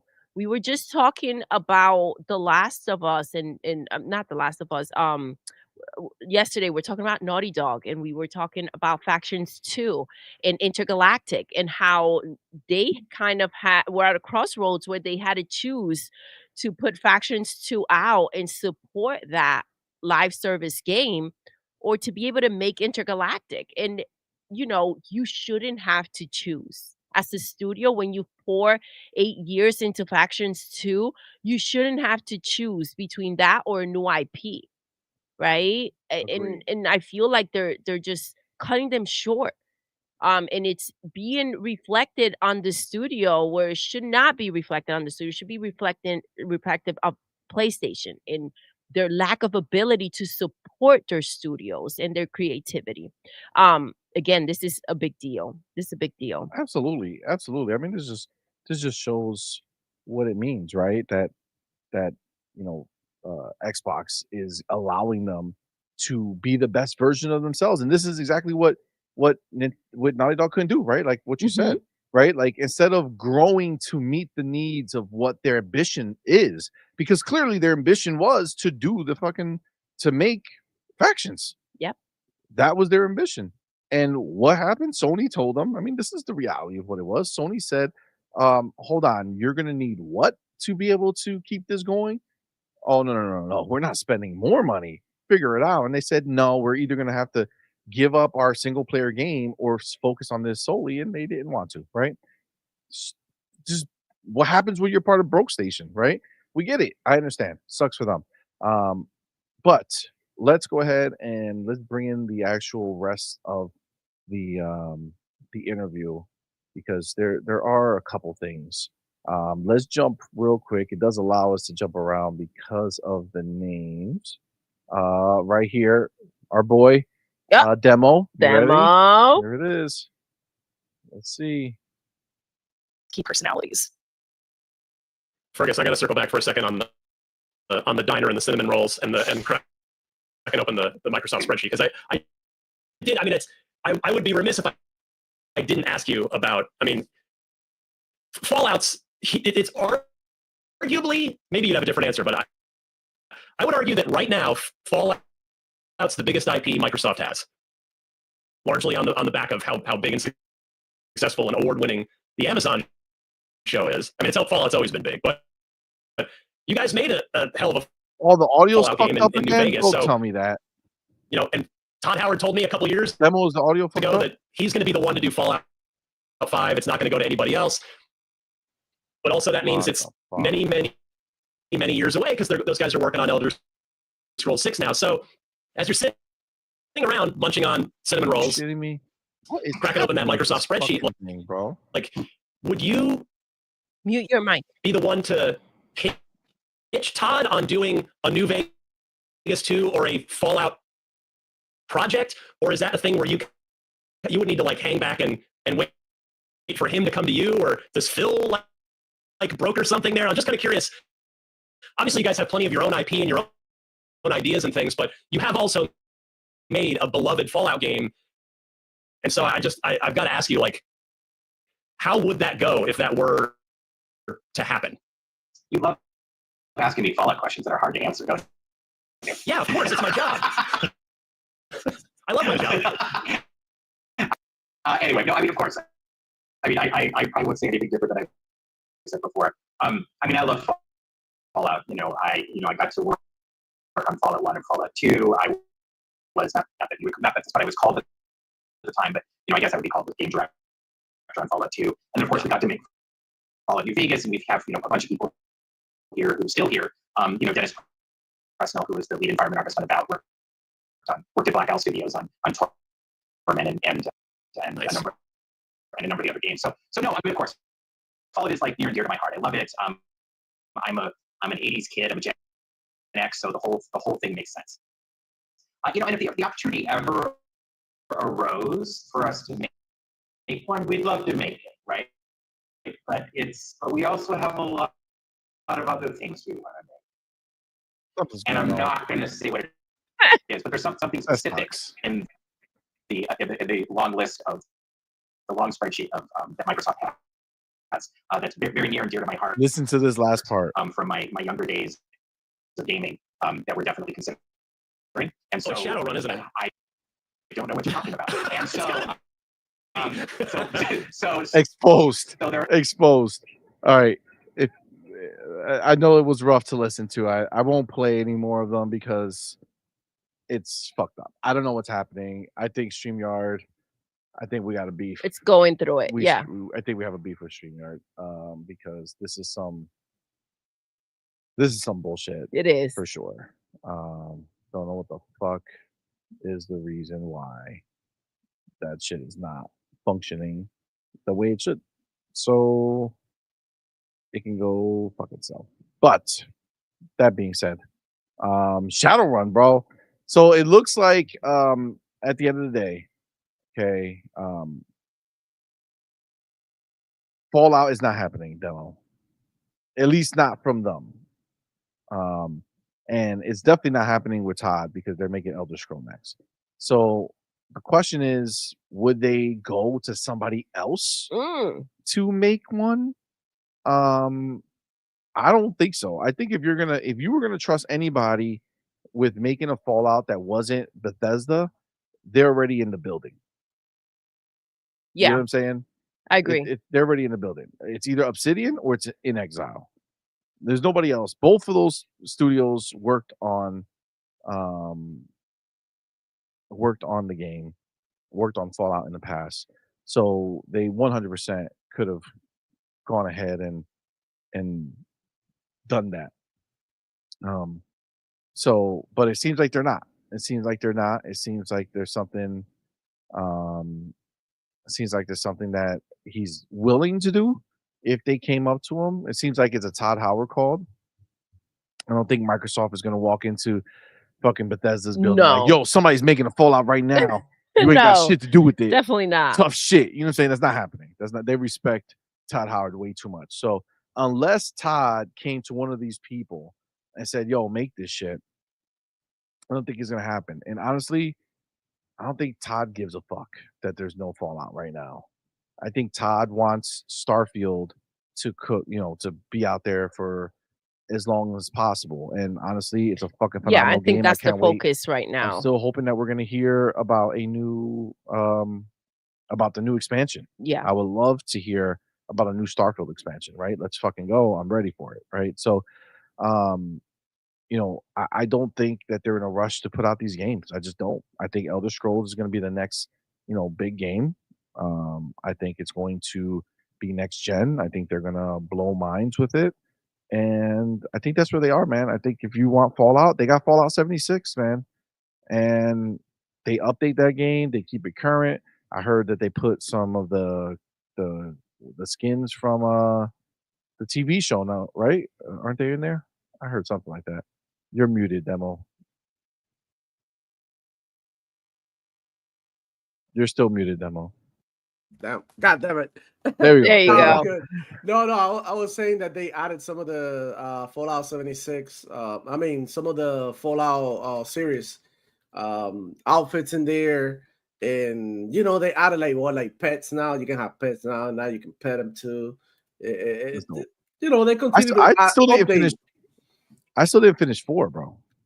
Bro, like Fallout games, you can go back and play 3. You can go back and play New Vegas every time, and it's gonna feel like a new freaking game because the decisions that you make and everything. It's like this is the reason why these games live for so long, and why games like Skyrim continue to be like one of the most relevant played games. Right, and it's because like the possibilities are endless. Same things with like Fallout, same things with Avowed now, same thing with Outer Worlds, and it's just like it never ends, man. And look, they can tell you whatever they want to say in here. They could be playing around, maybe behind the scenes, and we're not gonna say shit. Fuck them. You know what I'm saying? They're not gonna get it here.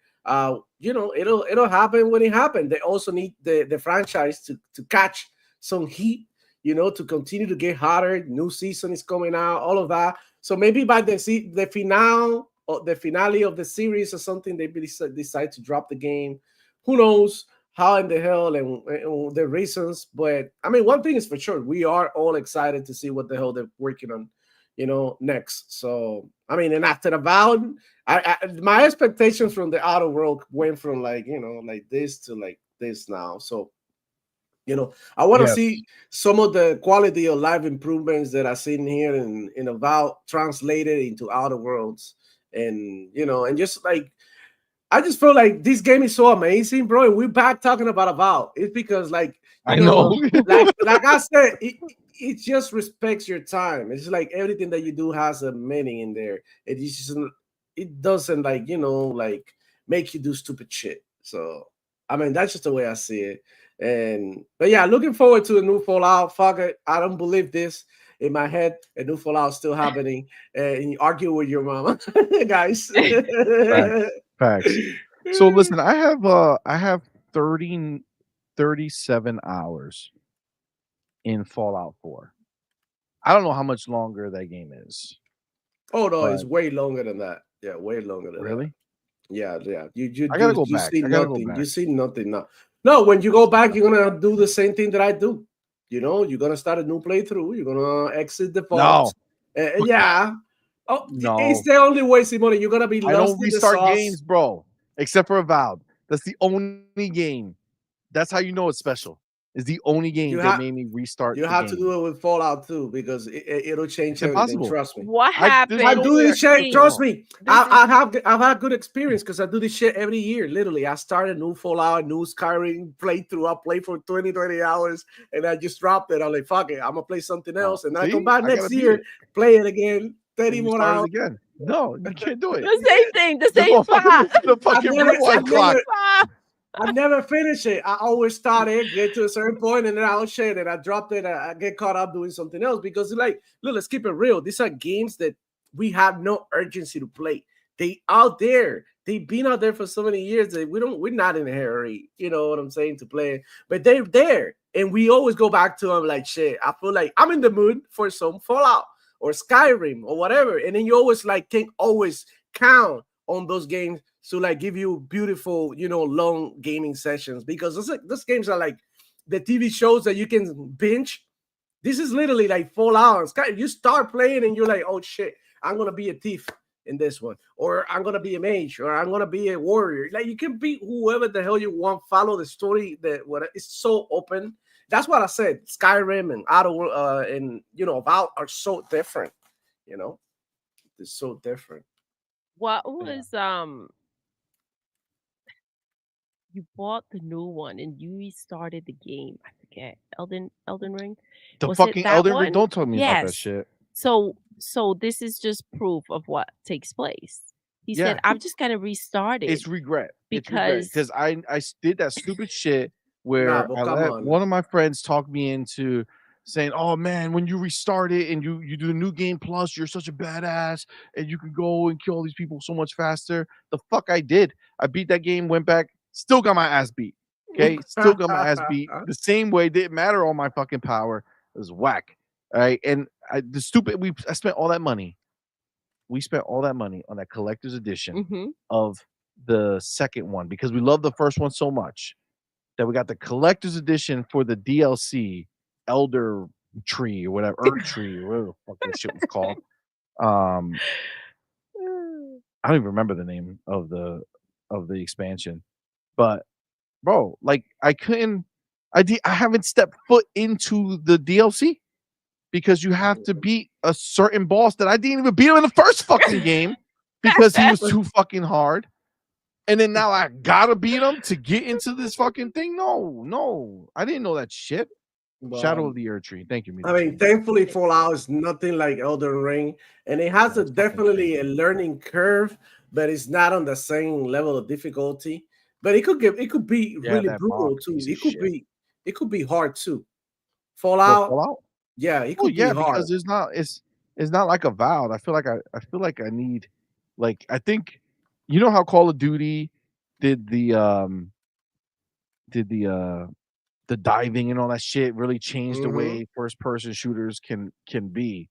I feel like Avowed has a place in that as well, because I feel like instead of just jumping for no fucking reason, I should be able, if I'm pressing back or side to side, to do like a fucking step back. You know what I'm saying? Like if I'm in a first person shooter and I want to just step back, I should be able to do that, or just hit a quick side jump. You know what I'm saying? Like Avowed lets you do that. I want to do that. You know what I'm saying? So I need Call of Duty Black Ops 6 movement of diving and sliding and all that crazy shit. And then I need Avowed's movement of step backs and side dodges to be able to just like escape something that I want to real quick. Fallout would benefit from that. You know what I'm saying? I think that's what you got the mods too. And that's why they did it with Starfield too. In Starfield, they gave you a dash. In Starfield, they gave you a bunch of other tools to make it more fun. But that doesn't mean that, Fallout is not fun in its own way, just like a different game. I think it's a little bit more serious. But in all seriousness, it's just like a great game. And I always suggest you, like, games like that, always start from the beginning, because the story is always so good and everything is always so good that it's just a pleasure to me. So it doesn't feel like a drag. Game like Elden Ring, yeah, I totally don't like Souls game for that exact same reason. They look cool, but it's like, I can't deal with the like how slow and methodical the gameplay can be. The whole like I need to be engaged for 10-15 minutes in a boss fight Like, 20 minutes fighting a boss. That's why I don't like games like Monster Hunter and stuff. It's just like too grindy for me. And it's just like, it's just like too long. Like, he's destroying my hands. Monster Hunter Wilds was a Wilds. The ones that is on, there's one that is on Game Pass now. Mm-hmm. That one that is on Game Pass? World. Okay, World. That one, it almost gave me arthritis, bro. Like, it's just like so hard to beat a monster. I was just like hitting this motherfucker. I was telling my boy, like, bro, like, how long do we have to keep on beating? And it's just like, okay, so it was fun, but at the same time, it gets to a point that like it's too easy because he continues to do and repeat the same movement and all that. And it's just like, at what point do we say it's enough, right? It's killing my hands. So whatever. I feel like Fallout, like I'm saying, it's always like a good choice, a good game to fall back on, and and just like just have a good time, bro. It's all about that. Yeah. Well, look, that is probably the only way you're gonna get to play any Fallout between that and Fallout 76 because it doesn't look like there's gonna be a new Fallout anytime soon. And I'm okay with that. I like what we have going on. This sucks because there was a lot of shit in here, and I really don't. I feel like I don't want to fucking talk about it. Because there was a lot of interesting things, like how the art style evolved. They talked about Grounded. They talked about becoming a franchise, which basically they said, essentially we'll see. Well, I think like, maybe if we sometimes games don't need to be a franchise. Sometimes you can be like a one game and it be good and that's it. And then maybe the next thing they can call it something else and it'll be a story of somebody else. And it'll open more possibilities to like, for them to play around with different, it doesn't have, maybe next game doesn't have to be Pillars of Eternity world, could be some other world or universe. So that's actually what he brought up the idea, like maybe they don't look at it like, hey, we're gonna make another Avowed, and more like, hey, look at what we accomplished with Avowed. Look at the combat that we had in Avowed, and how can we take that and maybe apply it to something new and something different? Like his example in here, which he joked that he's definitely not making this and he's just making it up, but he says some like film noir type, detective, some shit type game in black and white, right? Like he just came up with that, and it's like, God damn, that sounded dope. You know what I'm saying? Like it sounded cool the way he described it. So this kind of annoys me because a lot of the shit that I wanted to talk about was here. They even talk about the romance options. And stuff like that. So yeah. Without you guys hearing it, it's not written somewhere where I could just fucking, show you guys. Kind of a bitch. Not gonna lie. But this has been, and we started the. We'll see. We just gotta get it figured out. Probably Sunday we'll get into it. Little more. Yeah. If it's figured out. Yeah. Let's we're gonna move on. Let me get my next. Right, yours says fire your IT CMoney. Dude, I need like a whole new IT situation handled. It's crazy. I think your problem is, bro, that you guys have the mic in the same thing, and if each one of you have the mic independently, it's a mixer. It's the box. Yeah, like that's messing you up. That's messing you up. Well, the one thing that we're not having is we don't have if you guys remember, we used to have mic problems all the time, like real mic problems, like you couldn't hear us right or echo for us all the time. Something just happened recently that's creating some type of issue. I don't know. I might have to throw all this shit out, just get all new shit at this point, which is whatever you throwing it out, throw it out my way. South Florida. Send it out. You just told me my shit is fucked up. Right? Shit. He's like, yo, you don't work. I'm like, yo, I think your shit is just trash. So like, oh, let me get that though. Let me get Nah, bro. Just told me I set up his trash. You're I don't mixing think. ass. No. I'm not saying your shit is trash. I'm just No, saying no. like because of conflict, right? Because you guys are like in the same box Oh my in God. two different computers, so it's it's hard. It's probably That's like wild. humble technicalities, but yeah, send it my way. Send it my way. Just send it my Okay, way. Oh my God. All right. Let me get the well, God damn it. The other one's also a fucking video. This shit better fucking play. God damn it. What is happening here? All right. Let me get the that's fine. Okay. So let me get my timestamp and then we'll talk about this. This at least is just not a long one to listen to. So all right. Got my chapter. Here we go. All right. So shout out to Dirt Griggity for watching this thing and clipping it because I don't have the energy to do it. So good man, Dirt. Says Matt Piscatella broke down how most gamers don't buy games. Casuals are the majority, but only buy a couple games a year. Us hardcore gamers are the minority. Also, Fortnite has the industry in a chokehold. Let's hear what he has to say. Hopefully, it's short and you guys don't have a problem too much with it. Let's see. 30% of people that play video games will not buy a video Still bad game this year. Wow. So that's a third of the audience that just won't buy. A further 18% purchase a new game every 6 months or less frequently. So these are your folks that are buying Madden or AFC, or they're picking up Call of Duty, right? Your big mass market only kind of buyer. The kind of purchaser that's watching the show, you're probably buying at least one game a month, maybe more.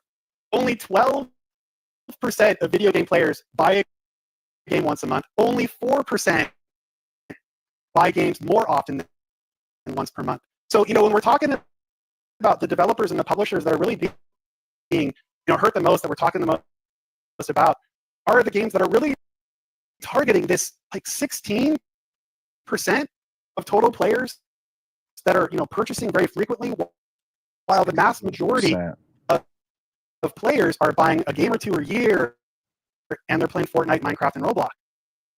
And I think that's like the biggest challenge. The biggest competitor to any new video game is Fortnite. I will die on that hill no matter what it is, because you have to fight Fortnite before you fight anything else to get your game seen and purchased. And that's like the biggest challenge I think happening right now. All right. I know that was shit.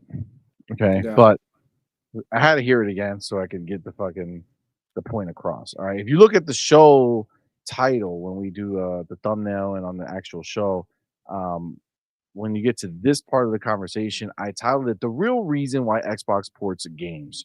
Right. So this is the real reason why Xbox is putting their games all over the place. So this is the thing. When you go ahead and listen to this, we've talked about it, right? Mm-hmm. We've talked about how, we know most people don't buy games, right? We free to play, baby. They Fortnite, live in that free to play Roblox world. Or when they do have that one or two games they buy, you're talking about Call of Duty, you're talking about Madden, NBA, right? You're talking about these games that have like these yearly releases that people are fucking interested in playing. You're talking about, Grand Theft Auto's coming out this year. There's going to be a lot of people who are not going to buy a game this year simply because they're waiting for Grand Theft Auto. Yep. It's true. Absolutely. It's just the reality of what it is, right? Not like we're talking about craving these different experiences and doing all this shit. Like, yo, there's people still playing Skyrim, like unironically.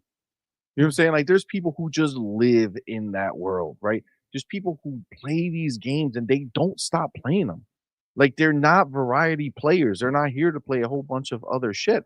they're here to play, find something they like, and they just live in that. You know, there's a lot of these communities like World of Warcraft and Rainbow Six Siege and For Honor and all these fucking games that we stopped thinking about years ago, right? Because we have so much new shit that we never look back. But these people, they don't give a fuck about games like that. Yeah. They find something they like, and that's where they live. It becomes them. Like that's their, that's their gaming identity. Yeah. Oh, what do you play? Oh, I play Siege. You know what I'm saying? That's who I am. I'm a Siege player. That's all I do. I play Siege, no matter what. And this is how people are, right? Call of Duty. This is a massive, like, there's so many people who just play Call of Duty all year long, and they just buy the next one. And then if they don't like it, they go back to the previous one and keep playing that one until the next one comes out. And if they don't like that one, they'll go back to the one they were playing and keep playing that one until the next one that they like comes out. I mean, this is the fucking world that we live in, right? And, I'm telling you right now, they think that we're fucking with them. They think that we're talking shit. But, bro, the fact that Xbox is going ahead and seeing that this is the reality that we live in, and they're seeing that they have an opportunity to go on a platform that's barely releasing first party content and put so much content over there that it can very easily take that one or two purchase that was going to happen from that player on that platform and have those one or two games be Xbox properties. And there is no space for that single player first party game that PlayStation is going to release. I mean, that is a strong reality. And this is why it's so devious, because unfortunately, this is the reality of what it is, man. These people are not out here buying a bunch of games. It's just not. Listen, this is why the words that Matt Booty said are so important.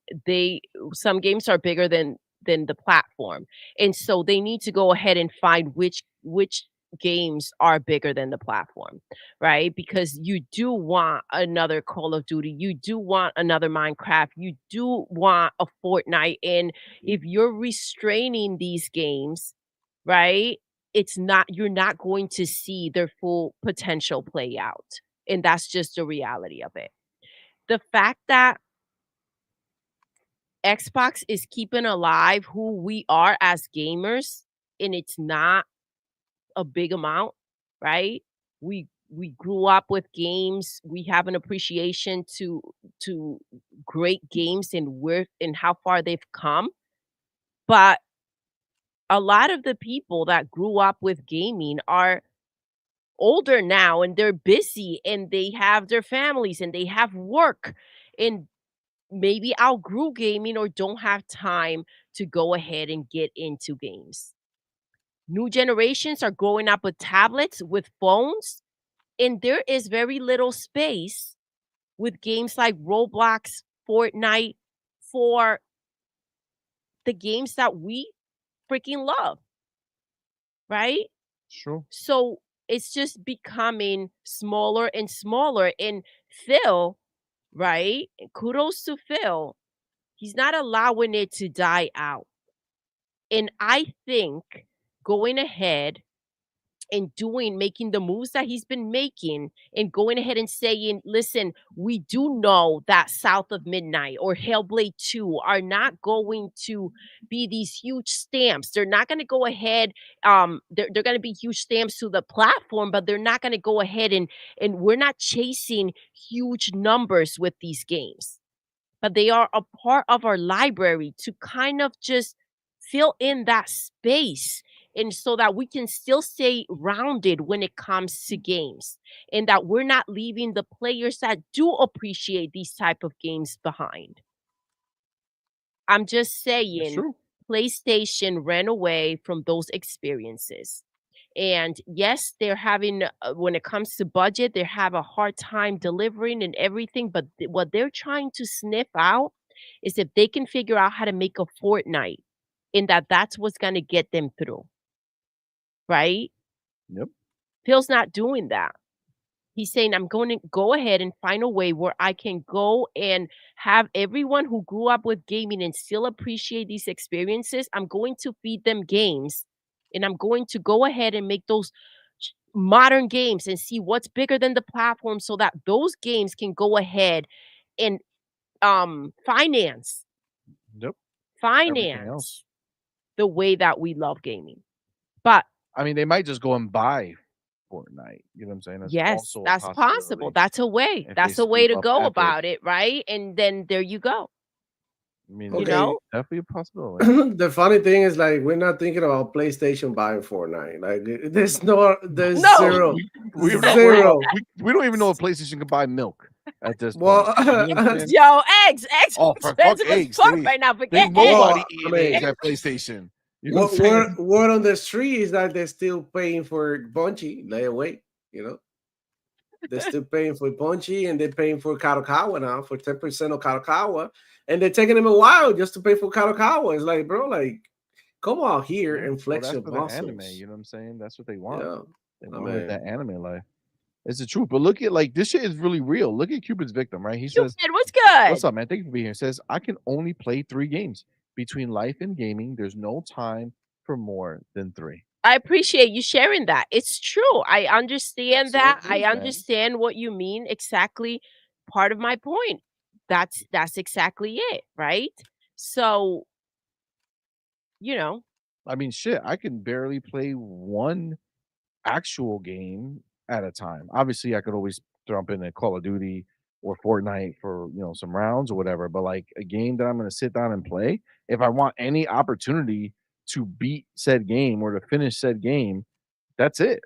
Like, that's why you have a Fallout where I played for 37 hours and I was like, all right, I'm got what I got from it. You know what I'm saying? Like, like, yeah, and just, sometimes you got to stay up till 3 in the morning. And sometimes. it has to be that type of game that just keeps you up till 3 in the morning. You're like, oh damn, I still don't want to go to bed, but I have to. Right? Yeah. So it's just what it is, man. And unfortunately, the world is, you know, filled with people who don't have the time, but and the money. The real sad part is more that's what I was going to get to. The sad part is that the bigger reality is the money. Mm-hmm. You know, we take this shit for granted because of how much we care about gaming, right? So for us, we look at it as like a necessity. It's like groceries for us, right? We know we're going to be spending money on games at some point or another. Like, it just has to happen. Like, we have Game Pass.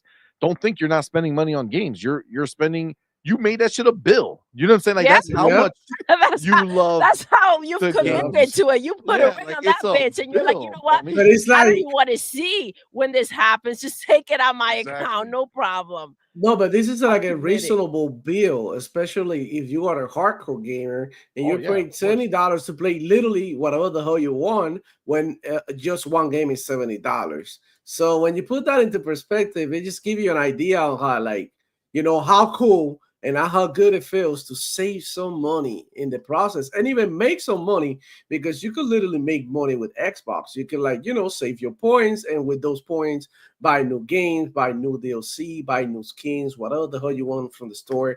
Get you a Starbucks, you know, card if you want. They got a bunch of options in there, man. You can even, like, use those points to enter little raffles that they do with, like, Xbox Series X and S, controllers, games, accessories, even computers, right? You know, another Xbox. Sometimes, guess what? They give you laptops. Beyonce concerts, right? Like some of the benefits. I mean, it's just like a win-win situation for me as a gamer.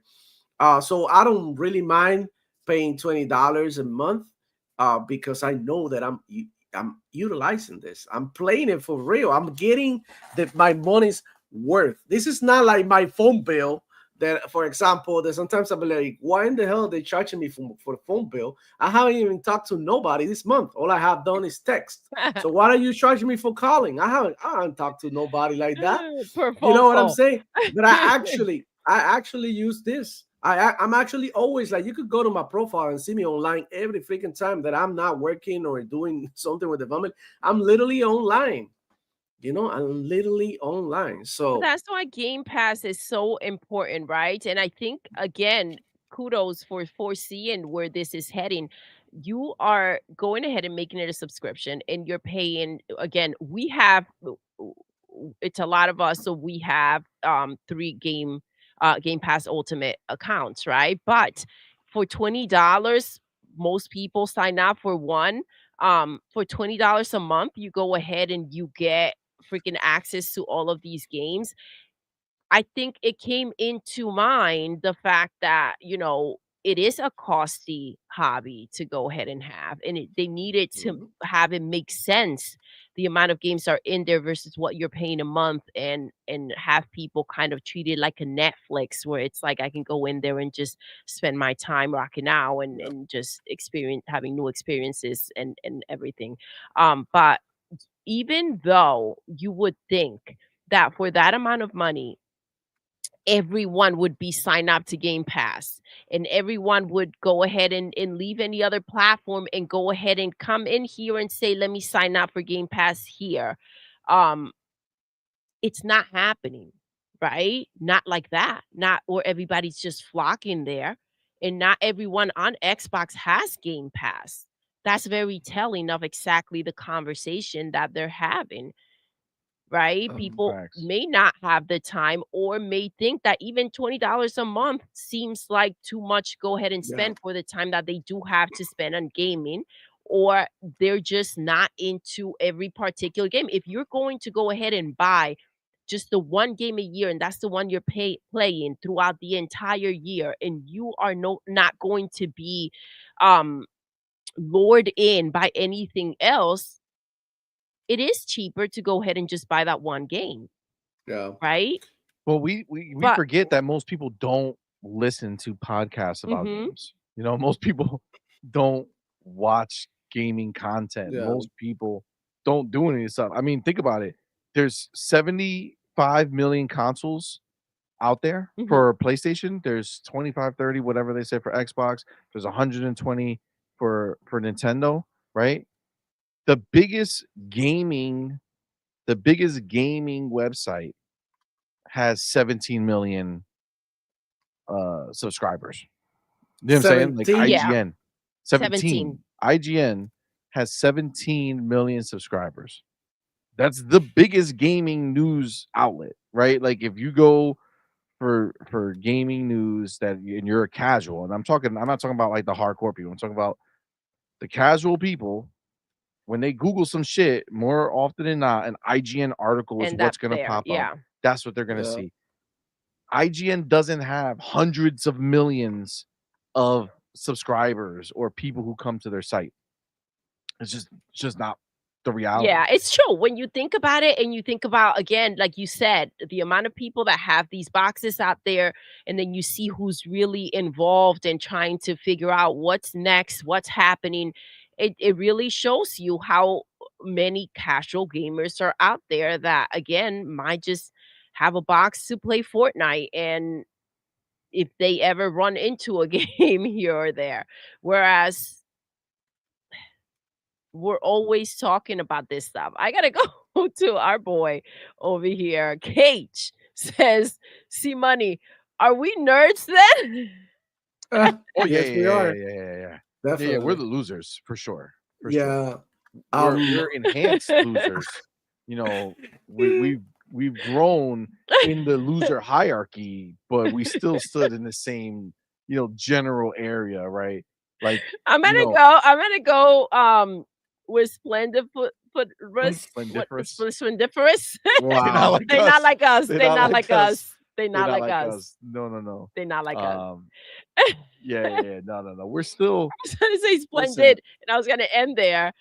But as much as gaming has been accepted into the general, world, right?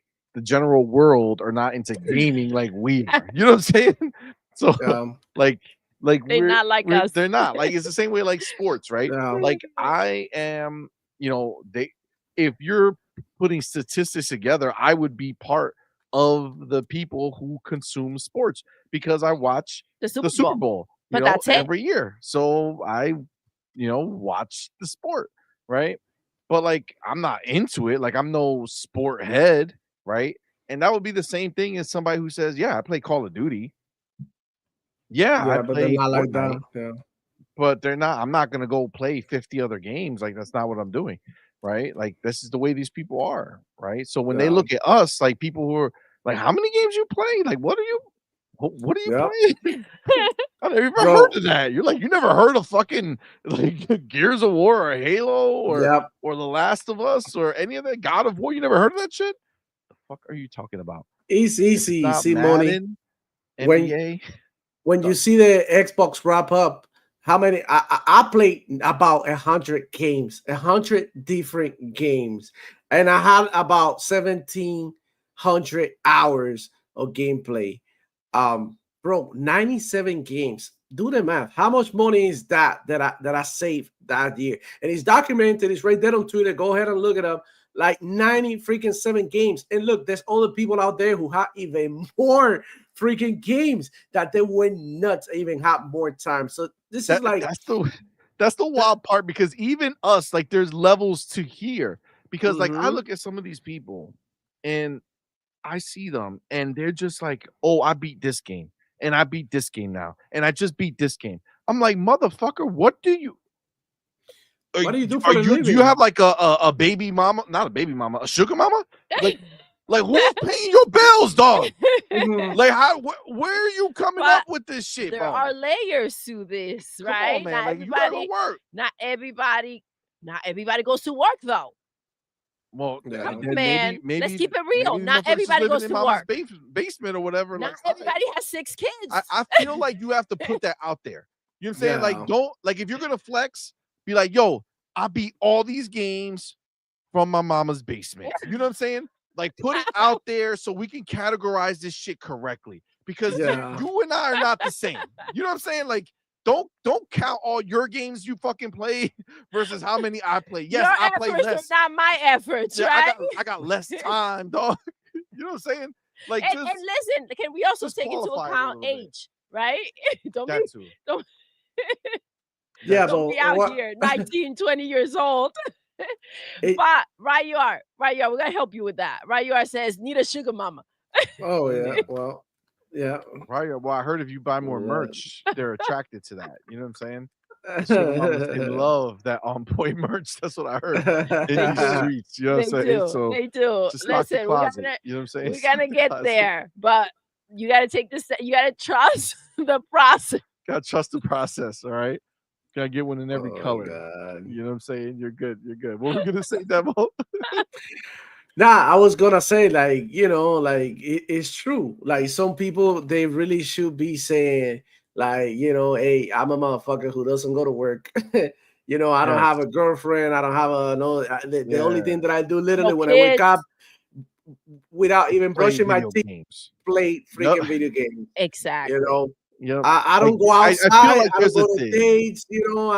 That's all I do. And no, bro, honestly, I live a balanced life. I love playing video games. Literally 80% of my free time I'm playing video games, but like there's a time and a place for everything. Sometimes I go to family gatherings, hang out with my friends, take care of my responsibilities, because a lot of these people like you, we're running into people who are having personal problems with hygiene, personal problems with like self-care, personal problems with like being functional positive members for society, right? And all they do is play video games. So yeah, like you are literally a burden for society. Is that all you do? Yeah, I just feel like, don't be like, you gotta gauge the flex. Yeah. Right? Yeah. Like there's a certain age, I feel, exactly, where if you're flexing, and I'm not talking like if you're retired, right? Or maybe you had a disabled injury, or something like that. You had a disability or something that you can't work anymore or something like that, and you're filling your time. Yo, do it. I'm all the power to you, bro. I would be in the same boat. But I'm saying, like, for able to, listen. People. Enjoying my retirement got to be right.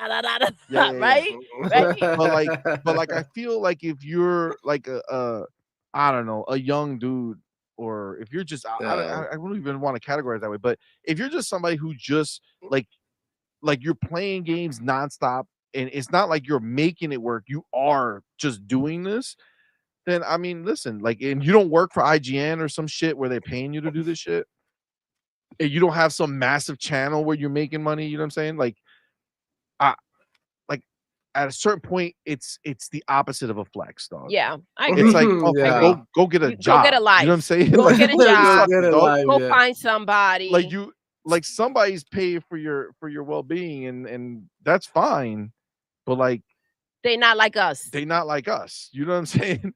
Like we out here making the time, right? Making the time, coming out here talking that shit, hanging out with the homies, right? Because guess what? I know people want to say, oh man, they spend more time talking to their homies or doing these shows than they do playing games. That's what a lot of people would try to say. Oh man, they Nah. could have been playing games this whole time. It's like, bro, there's also need for interaction in life where you get to interact with other human beings. Yeah. Okay. And you Yeah. get to hang out and talk shit with your homies, with your friends. It's not Yeah. all about just the games. It's about the experience you have when you get to talk about the games with Yeah. your friends, with your Yeah. people, right?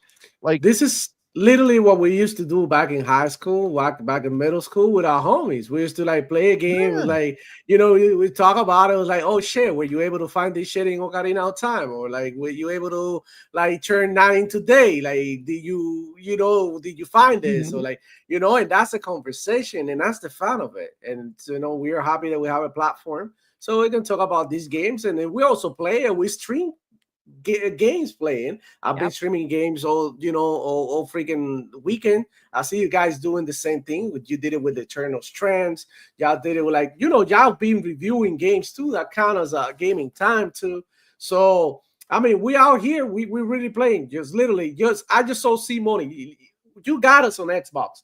Like they can add us any freaking time. You can see. I saw CMoney was playing Avowed.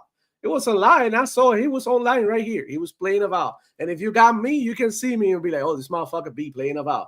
Some people or if know you see me on the show and go, look, I'm playing Roblox right now. Oh yeah, because my daughters don't fucking stop, and they love it, bro. Or Paw Patrol. You know, my son be in it. Yeah. Oh yeah. And that's another thing that I wanted to mention, Simone. Now, when they mentioned about the value of Game Pass, imagine now you guys have 6, 7 kids, right? How many?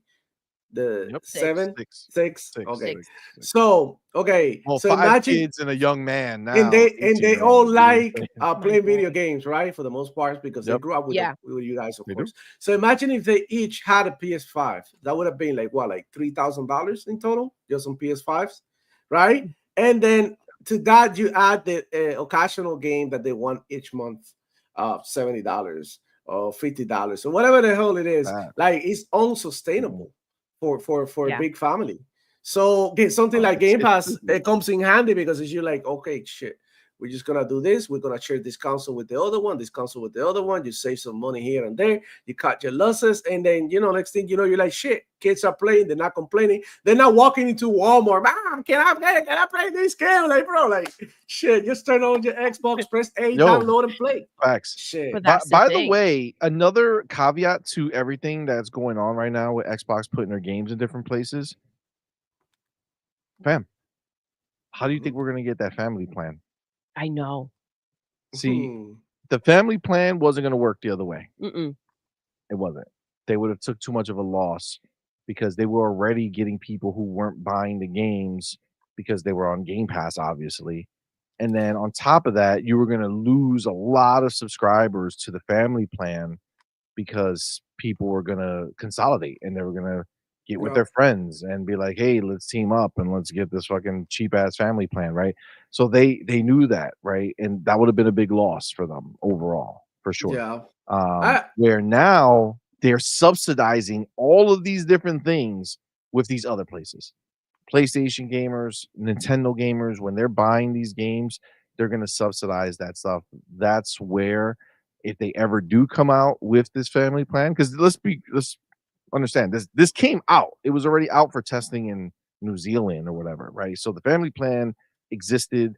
It just never came to fruition because they probably saw what we all assumed, where everybody who was on Game Pass just immediately consolidated down. So if they had 25 million, they went to 5 million real quick, right? So like that is a bit much to do without having the other places where the money's coming in. So yeah, I don't have that much benefit. faith on the family plan. I don't think that's happening, or maybe it happens in the future or not. But like I don't have enough faith in that. I just feel like Game Pass. It just offers a great value, bro. Any way you put it. And look, subscription services like Netflix are continuing to become a little bit more expensive. And Game Pass has been able to stay, maintain a good value, man, for now. So let's enjoy what we have, because you never know what you have until you lose it. And then, we can always reverse back to buying our games. But, bro, Game Pass is the shit. Game Pass is like, let's keep it real. It's fire. Fire right now. I could just download whatever the hell I want to play, bro. I spend all weekend playing one game that I haven't played that is on Game Pass, or a brand new game. Look, as I got a Sniper Elite. I haven't tried it. It's downloaded. I haven't tried because Avowed and all the games, Watch Dogs Legions is going into Game Pass. Look, I know all game didn't get to play it, when it came out. So now I have a perfect opportunity to be like, hell yeah, I'm going to play Watch Dogs Legions. So now I'm going to analyze for real where this game was good or bad, right? Because a lot of these games people don't buy because, some people, negative Nancy's, love to talk down on games, and it makes you like, turns you off about buying certain games, and then you put it off and you're like, shit. But now Game Pass is also giving me the choice, like, maybe you can try it out here on Game Pass. Maybe you like it, and maybe even buy it, or maybe even become a fan of the franchise or whatever. So, it's good value. Everything, bro. It changes everything. It's really like super dope. I just hope that people can jump on board and appreciate Game Pass and support it, because the same as when you buy in a game, like subscribing to Game Pass and all that is good, bro. Because at the end of the day, we gotta keep this going, because it's good. It's good. It's good. It's good. It's really, really, really good. Agreed. Shout out to Leah. Thank you, Will, for saying that, for letting us know what Leah said. Thank you, love. Absolutely. Yeah, we had two sets of twins. That's how she got to 6. That's why she's so young and looking goddamn good while still having these kiddos. But by the way, with because I saw Ryu say that CMoney loves Paw Patrol, but like it's wild because our youngest son, like he loves Paw Patrol, and there are some of the games in Game Pass, and he sees the other ones. He saw those. He doesn't want to play this shit no more. No, yeah, because he's done with those, and sees them. Xbox knows exactly what they're doing. He doesn't go. Our son, he's 5. He doesn't fuck around. He doesn't go into like the Game Pass area to go find the games. No. He goes, he goes and searches the name. So he searches for Paw Patrol, and then he click on the ones that have the Game Pass sign. But he also sees the ones that are not in the Game Pass, and then that's where he gets Dad. CMoney's like, you got these, but he's okay. No problem. So he's got every freaking Paw Patrol game. And by the way, Roblox, our 3 youngest daughters, like they play that together, right? From a different Xbox. And the sound in Roblox, they're like legit. Like you hear a doorbell or you hear a phone ringing and you think your phone is freaking ringing. Dude, they're the land of the illegal. But yeah, no, they steal everything in Roblox, and it's just fine. They robbed a bank, the 3 of them together, and just took off in a freaking Cybertruck. And I'm hearing all these sounds, and they sound so freaking realistic. It's wild. It's wild. Dude, it's crazy. It's crazy. Yeah. The shit that they have in that game, I'm sorry. Yeah. But, like, Roblox is fucking amazing. It's like Grand Theft Auto for kids. It is. Like, they have so much in there. Like, they literally just joined a role-playing game, right, where you go and get to live your life. So they go, it was the cutest fucking thing hearing them pull up, like one of my girls driving, and they have like the graphics are dope. So they have this dope ass whip. My daughter's like, get in, I found a new place for us to buy. And I was like, oh shit. So they get in, they drive up, and they're like, what do you think? They have like this whole conversation. And then they bought like this mansion, and they just get in there. They got it all furnished out. They're sitting down. They're watching TV. They sit down on the couch in the game and watch. And they don't just like Roblox is not just like go sit down and it's like a generic sit. No. They can sit. They lean. They can flip upside down, sitting on the couch, looking at the. And this is just them laughing. They're talking to each other in the game while literally sitting next to each other. Well, not right next to each other. The TVs are a little spread out, but they're all in the same general area. Yeah, like that. You'll see them run up like they're running to each other. Oh my god, go do this! And they just they live the fucking like. Yeah, that shit is crazy, yo. Yeah. Roblox is insane. What's out there? Yeah, and this is why all these other games are so fucked. Yes, exactly. Because it's not shit. It's not like Roblox is some like bullshit game. It's really not. Like you can live your life in Roblox just the same way you can live your life in Fortnite and play anything other than they have so much in there. Battle Royale. You can play anything in Fortnite. Many different modes. Same shit. Meet the Cheater says Roblox has a game for every anime. Dude, they built in there. They just put it on. They made Deku. Dude, they made Uraraka. Everything you could think of is in Roblox, duty free. Nobody's getting sued. Yep. Nothing. You can copy anything. Mario, Peppa Pig, Bluey. All There's a new anime. All those motherfuckers like that sings like she's Hanusu the purple green hair chick, the blue hair, ponytails. Hair? Yeah. She was just in Fortnite. Hatsune. Yeah, they have her in Fortnite, so they had me buy them the skin in Fortnite, and I was crazy. Like, it's crazy, but that's the world we live in. Let me get some of these super chats. Homies. Appreciate you, man. So the homie split difference in the building. My dude, thank you, my brother, for being here. Thank you for that $2 super chat. Says, so can we call the PlayStation 5 an Xbox? This is an Xbox. This is an Xbox, baby. Absolutely. Again, like, let me ask you a question. When you have like a Blu-ray player, right? And you have like your 4K Blu-ray player or your DVD player back in the day, did you go to it and call it by its name or its function? Did you say, hey, put it in the Panasonic? Or do you say put it in the DVD player, right? Or in the Blu-ray player, right? The box becomes what it does, right? If it plays Blu-ray, it's a Blu-ray player. Doesn't matter the name that's on there. Nobody calls it that. Hey, Madman, can you do me a favor? Put that in the Sony DVD. No, it's put it in the Blu-ray player. You know what I'm talking about. Put it over there, right? Put it in the Panasonic. Put it whatever brand of shit you like, right? Nobody cares, right? At this point, it's like, yo, I'm playing Xbox game. I don't care where I'm playing it, no matter how you cut it. So if you have a PlayStation and you're playing an Xbox game, you might as well just be an Xbox player, right? Which makes you an Xbox. Just accept it, man. Ryuart says, Ryuart Gaming, says Mario is effed in 20 years. Nintendo is, listen, you think I'm fucking around when I talk about Nintendo. Nintendo is on its last leg. Honestly, it really is. It really is. It's not a banana peel. I'm not talking about this generation. Just like you're saying, right? You're talking further out, okay? But this is what's happening. This generation that just happened with Switch, understand that was not a Nintendo situation, okay? As much as we want to think it is, it's the form factor that got it there. It's like the Wii, right?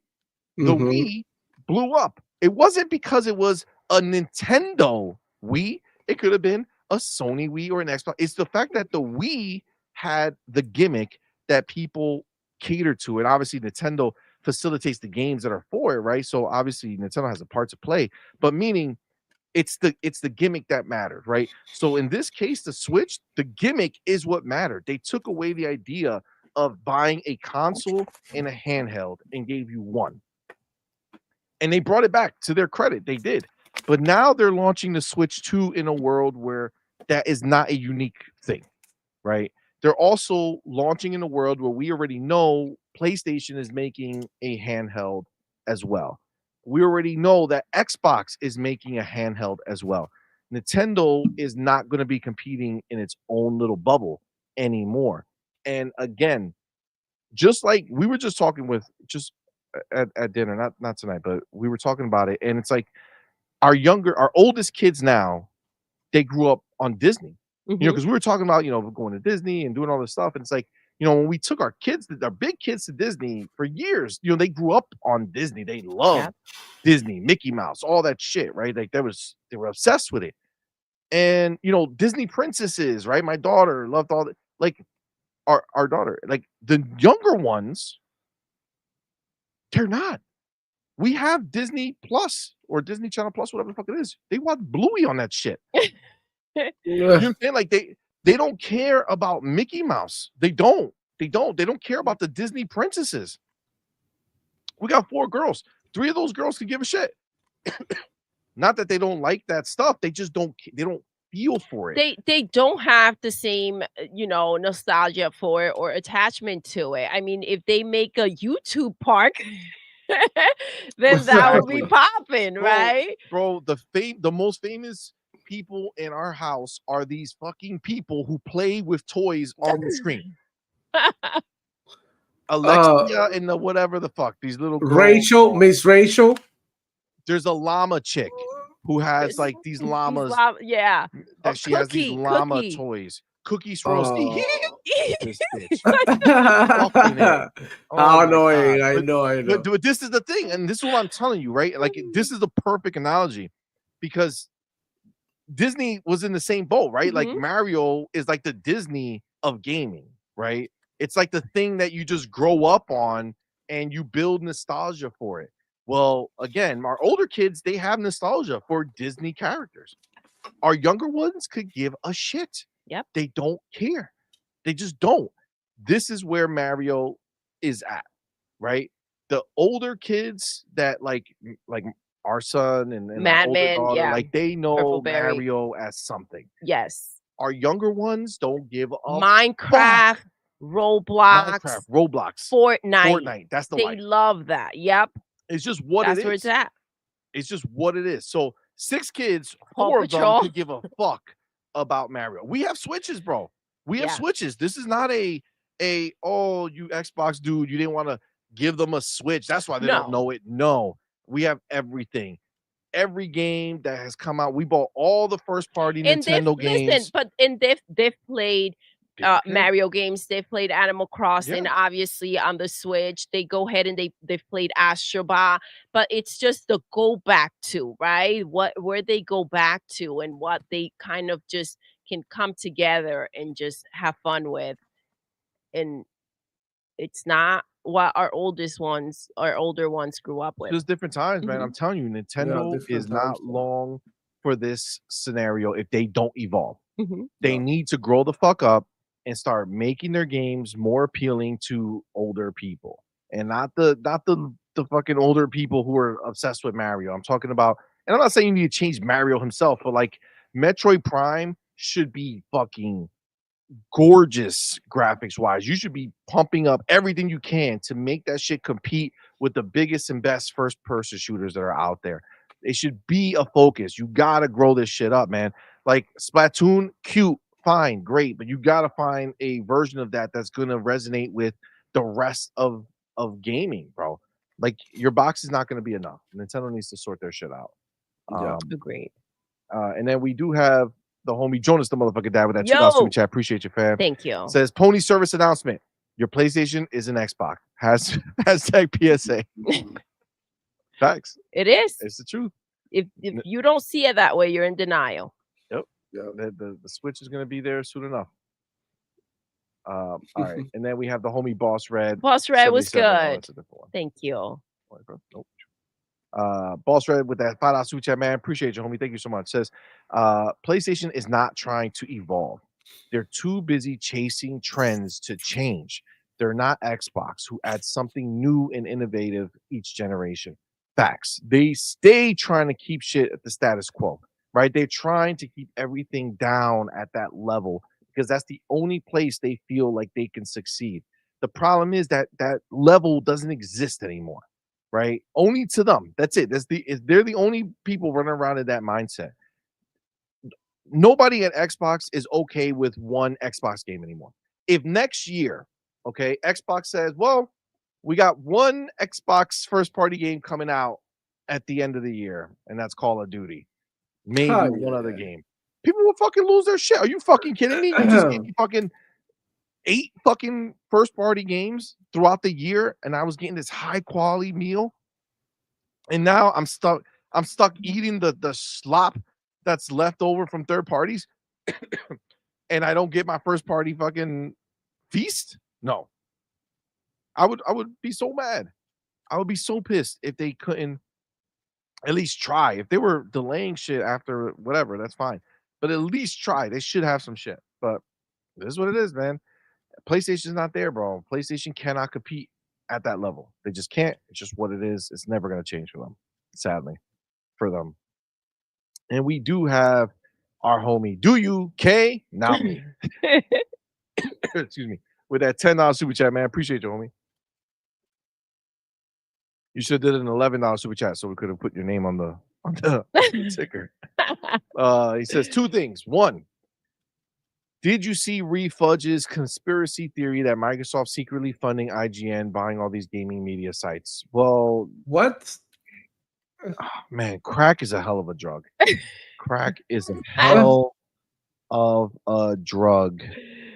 Hit the like button if you agree, because I feel I want to see that number jump up real good right now. Because if you don't think there's some drugs involved in this thought process, I don't know what to tell you. It's a fucking problem.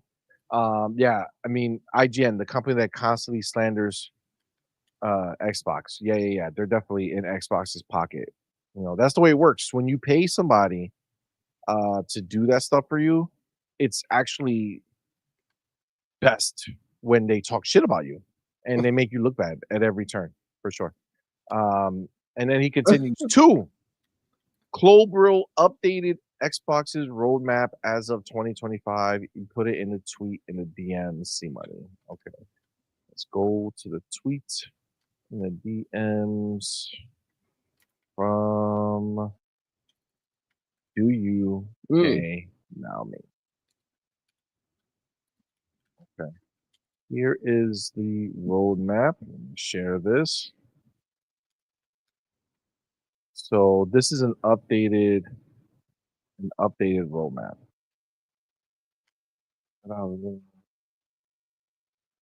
So this is all like this is the whole roadmap, right? Like this is all the way from Wasteland to Ori, all this shit. That's a little Redfall, and then Quake and Age and Starfield. So these are all older. And then 2024 was Hellblade 2, Age of Mythology, Ara, Black Ops, Flight Simulator, Indiana Jones. And then 2025 is Avowed. Towerborn should be coming at some point. South of Midnight, Doom: The Dark Ages, Outer Worlds 2, Ninja Gaiden 4, and Fable. I feel like there's something missing. Is there not something missing from that? Sure. E-Day for 2025, people are gonna continue. Oh yeah. Some people were saying. Okay, and then you got upcoming. So these are things that people don't know 100%. Oh, like, see, I feel like Everwild. Okay, so upcoming, you have State of Decay 3, Contraband, Clockwork Revolution, Gears of War E-Day, Elder Scrolls 6, Perfect Dark, Blade, OD, Everwild, Project Mara, Toys for Bob's next game. And there's so, I don't even know what's down there. What is on the bottom? I can't make it out. Currently ongoing projects. Oh, like their ongoing games, Starfield and shit like that they're doing stuff for. But there's even like, I mean, if you're gonna do a list of a roadmap, then you got Fallout, you have to add to that list. And then there's other people like was that 100 Star? Yes. 100 Star. That new studio they put together. Yeah, then there's that Elsewhere. Yes. Elsewhere is another studio they made that they're doing more of. So like there's tons of shit going on. It's really crazy. It's really crazy. But what a fucking roadmap, right? And it's just more to come. Like all those people still things we don't even know about. Like Double Fine is not on the upcoming. He didn't put Double Fine's, next game over here. What's happening there? He didn't put Halo's next game over here. He didn't like. There's so much, man. So much. Oh, you know what? One point I wanted to make because we're gonna wrap it up. We have our boy. Actually, let me get his thing before I forget. Our boy Splendiferous with that $2 super chat. Appreciate you, fam. Says CMoney, the world will always need plumbers, son. True. True. Those are bars. Those are bars. That's true. That's true for sure. But one thing, right, that I want to bring up, and I want to get the chat in here as well. But you guys, obviously, you baby and Let's Demo. Obviously, we're playing. Where is it? Avowed, loving it. Right. One of the things about this game that I feel works so well is I call it parkour, right? Like, like you go and you run and you jump up to a ledge and it connects you, right? It lifts you up quick. It's not this like, oh my God, slog, right? Like you're going in, you're doing parkour. When you run up to a thing and you want to hop it, it hops it. It does, right? yeah. It's not some shitty, interface. It feels really good. Smooth, and reactive. We know that obviously Microsoft, shares resources and all this stuff between their studios. Tell me that playing this game doesn't get you excited for Perfect Dark. Hell yeah. Yeah. Right? Like I didn't really think about it too much, but I feel like Perfect I Dark, did until you just brought it up. Yeah, I have to agree. A lot of the moves, everything, I feel like they're gonna be buttery smooth. And yeah, I get that. I see that. Yeah. I think it's gonna be huge, man. I think that's gonna be it's gonna work real good. It's gonna work out real good. I'm very excited for it, man. I'm very excited for it. I love that their studios are not like pinned against each other. Like, let's see who can outdo who, and don't talk to each other about what you're doing. Right? This is an open communication, sharing, growing, learning, and that's how you evolve and elevate. Agreed. They're one team, man. It's just, yes, there are a lot of studios there, but they're all under the same umbrella. They all stand together as one team.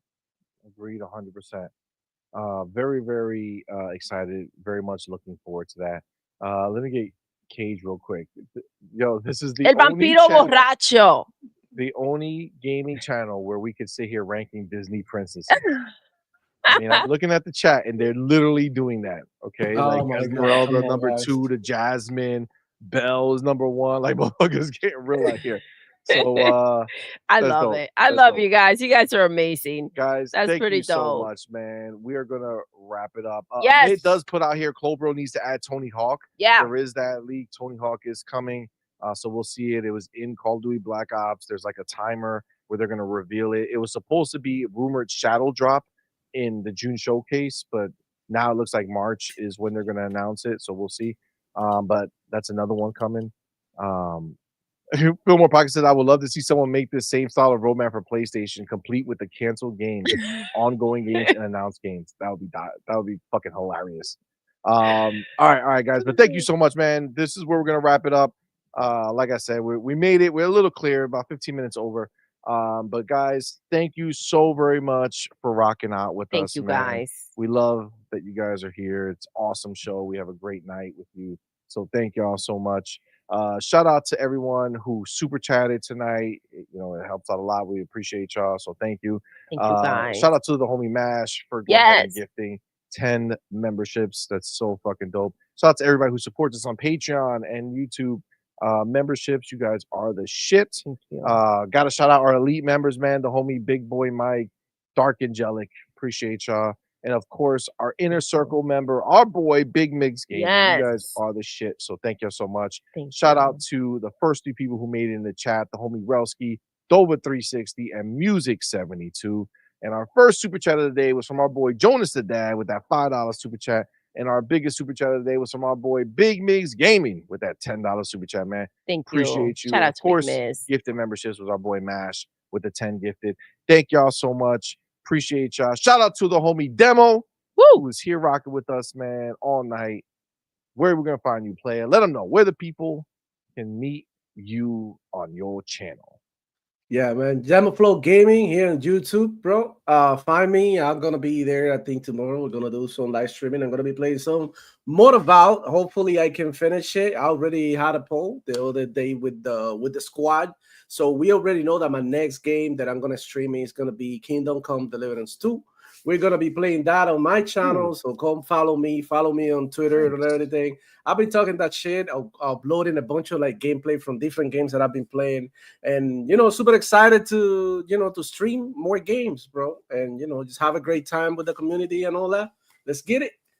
Let's go. That's dope, man. Let's go, man. That's dope. Awesome, bro. Well, guys, remember tonight is Friday, which means we'll be back Sunday, 10 a.m. Eastern. Yes. The morning quest, but I will be back tomorrow morning with morning call, the On Point morning call. That's right. It's our member only show. If you became a member today, I hope to see you there. It's 9 a.m. Eastern. So if you're on the West Coast, it's an early show, but it's worth it. Wake up, rock out with us, go back to sleep. You know what I'm saying? It's a good time. It's a good time. Look who mocks you. Look who if mocks CMoney was you. Kingdom Come Deliverance 2. That's fucked up. Wow. That's fucked up. Wow. What do you mean by that? Because he knows how much I want to be playing that. I mean, you're done with Avowed. You can move on. I'm still not done. I can't move on. You can move on. No. Right, your mocks us because we've gifted 2 copies of Kingdom Come Deliverance 2. Oh my God! And, wow. Right, I'm gonna have to buy it, which is like it is what it is.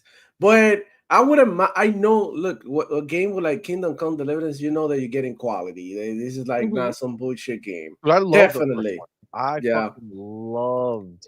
I downloaded the first one to see if I can get the hang of the combat, but they did say that the second one did a lot of brushed up and improved and built upon like the same system that they have, and they improved it and did it better.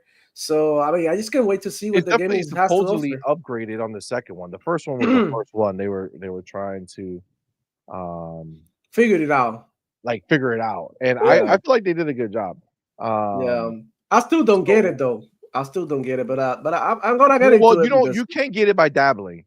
You're never gonna. It's literally they found a way to mimic as if you were actually learning how to fucking fight with a sword, like in your real life. Like the first bunch of hours, you're gonna get your ass beat, but you keep going through it, and before you know it, you're doing pretty damn good. You're fucking just beating people's ass, blocking. Like it's really good. The first one nailed it, and I love the story. I'm honestly. Like, there's 2 games that I really, really want to play that I haven't really had time to get to, which is Kingdom Come Deliverance 2 and Space Marine 2. I still want that. Oh, Space Marine.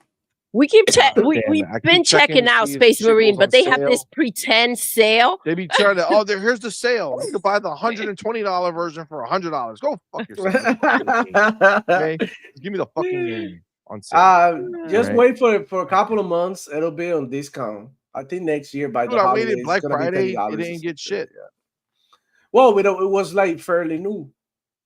Yeah, it's the same thing. Look at like now you can find Hogwarts Legacy for $15 anywhere. So beautiful game, great game. Yeah, we bought it. Yeah, I need to play it. Yeah, so good, so good. Well, I lost my spot. Meet the Cheater says, I have 150 hours. He said I'm addicted to Kingdom Come Deliverance 2. Oh my God, don't tell me that. Bro. I can't wait to dive in there. Hey, but you shouldn't like that game, Meet the Cheater. There's no magic. You can't shoot electricity.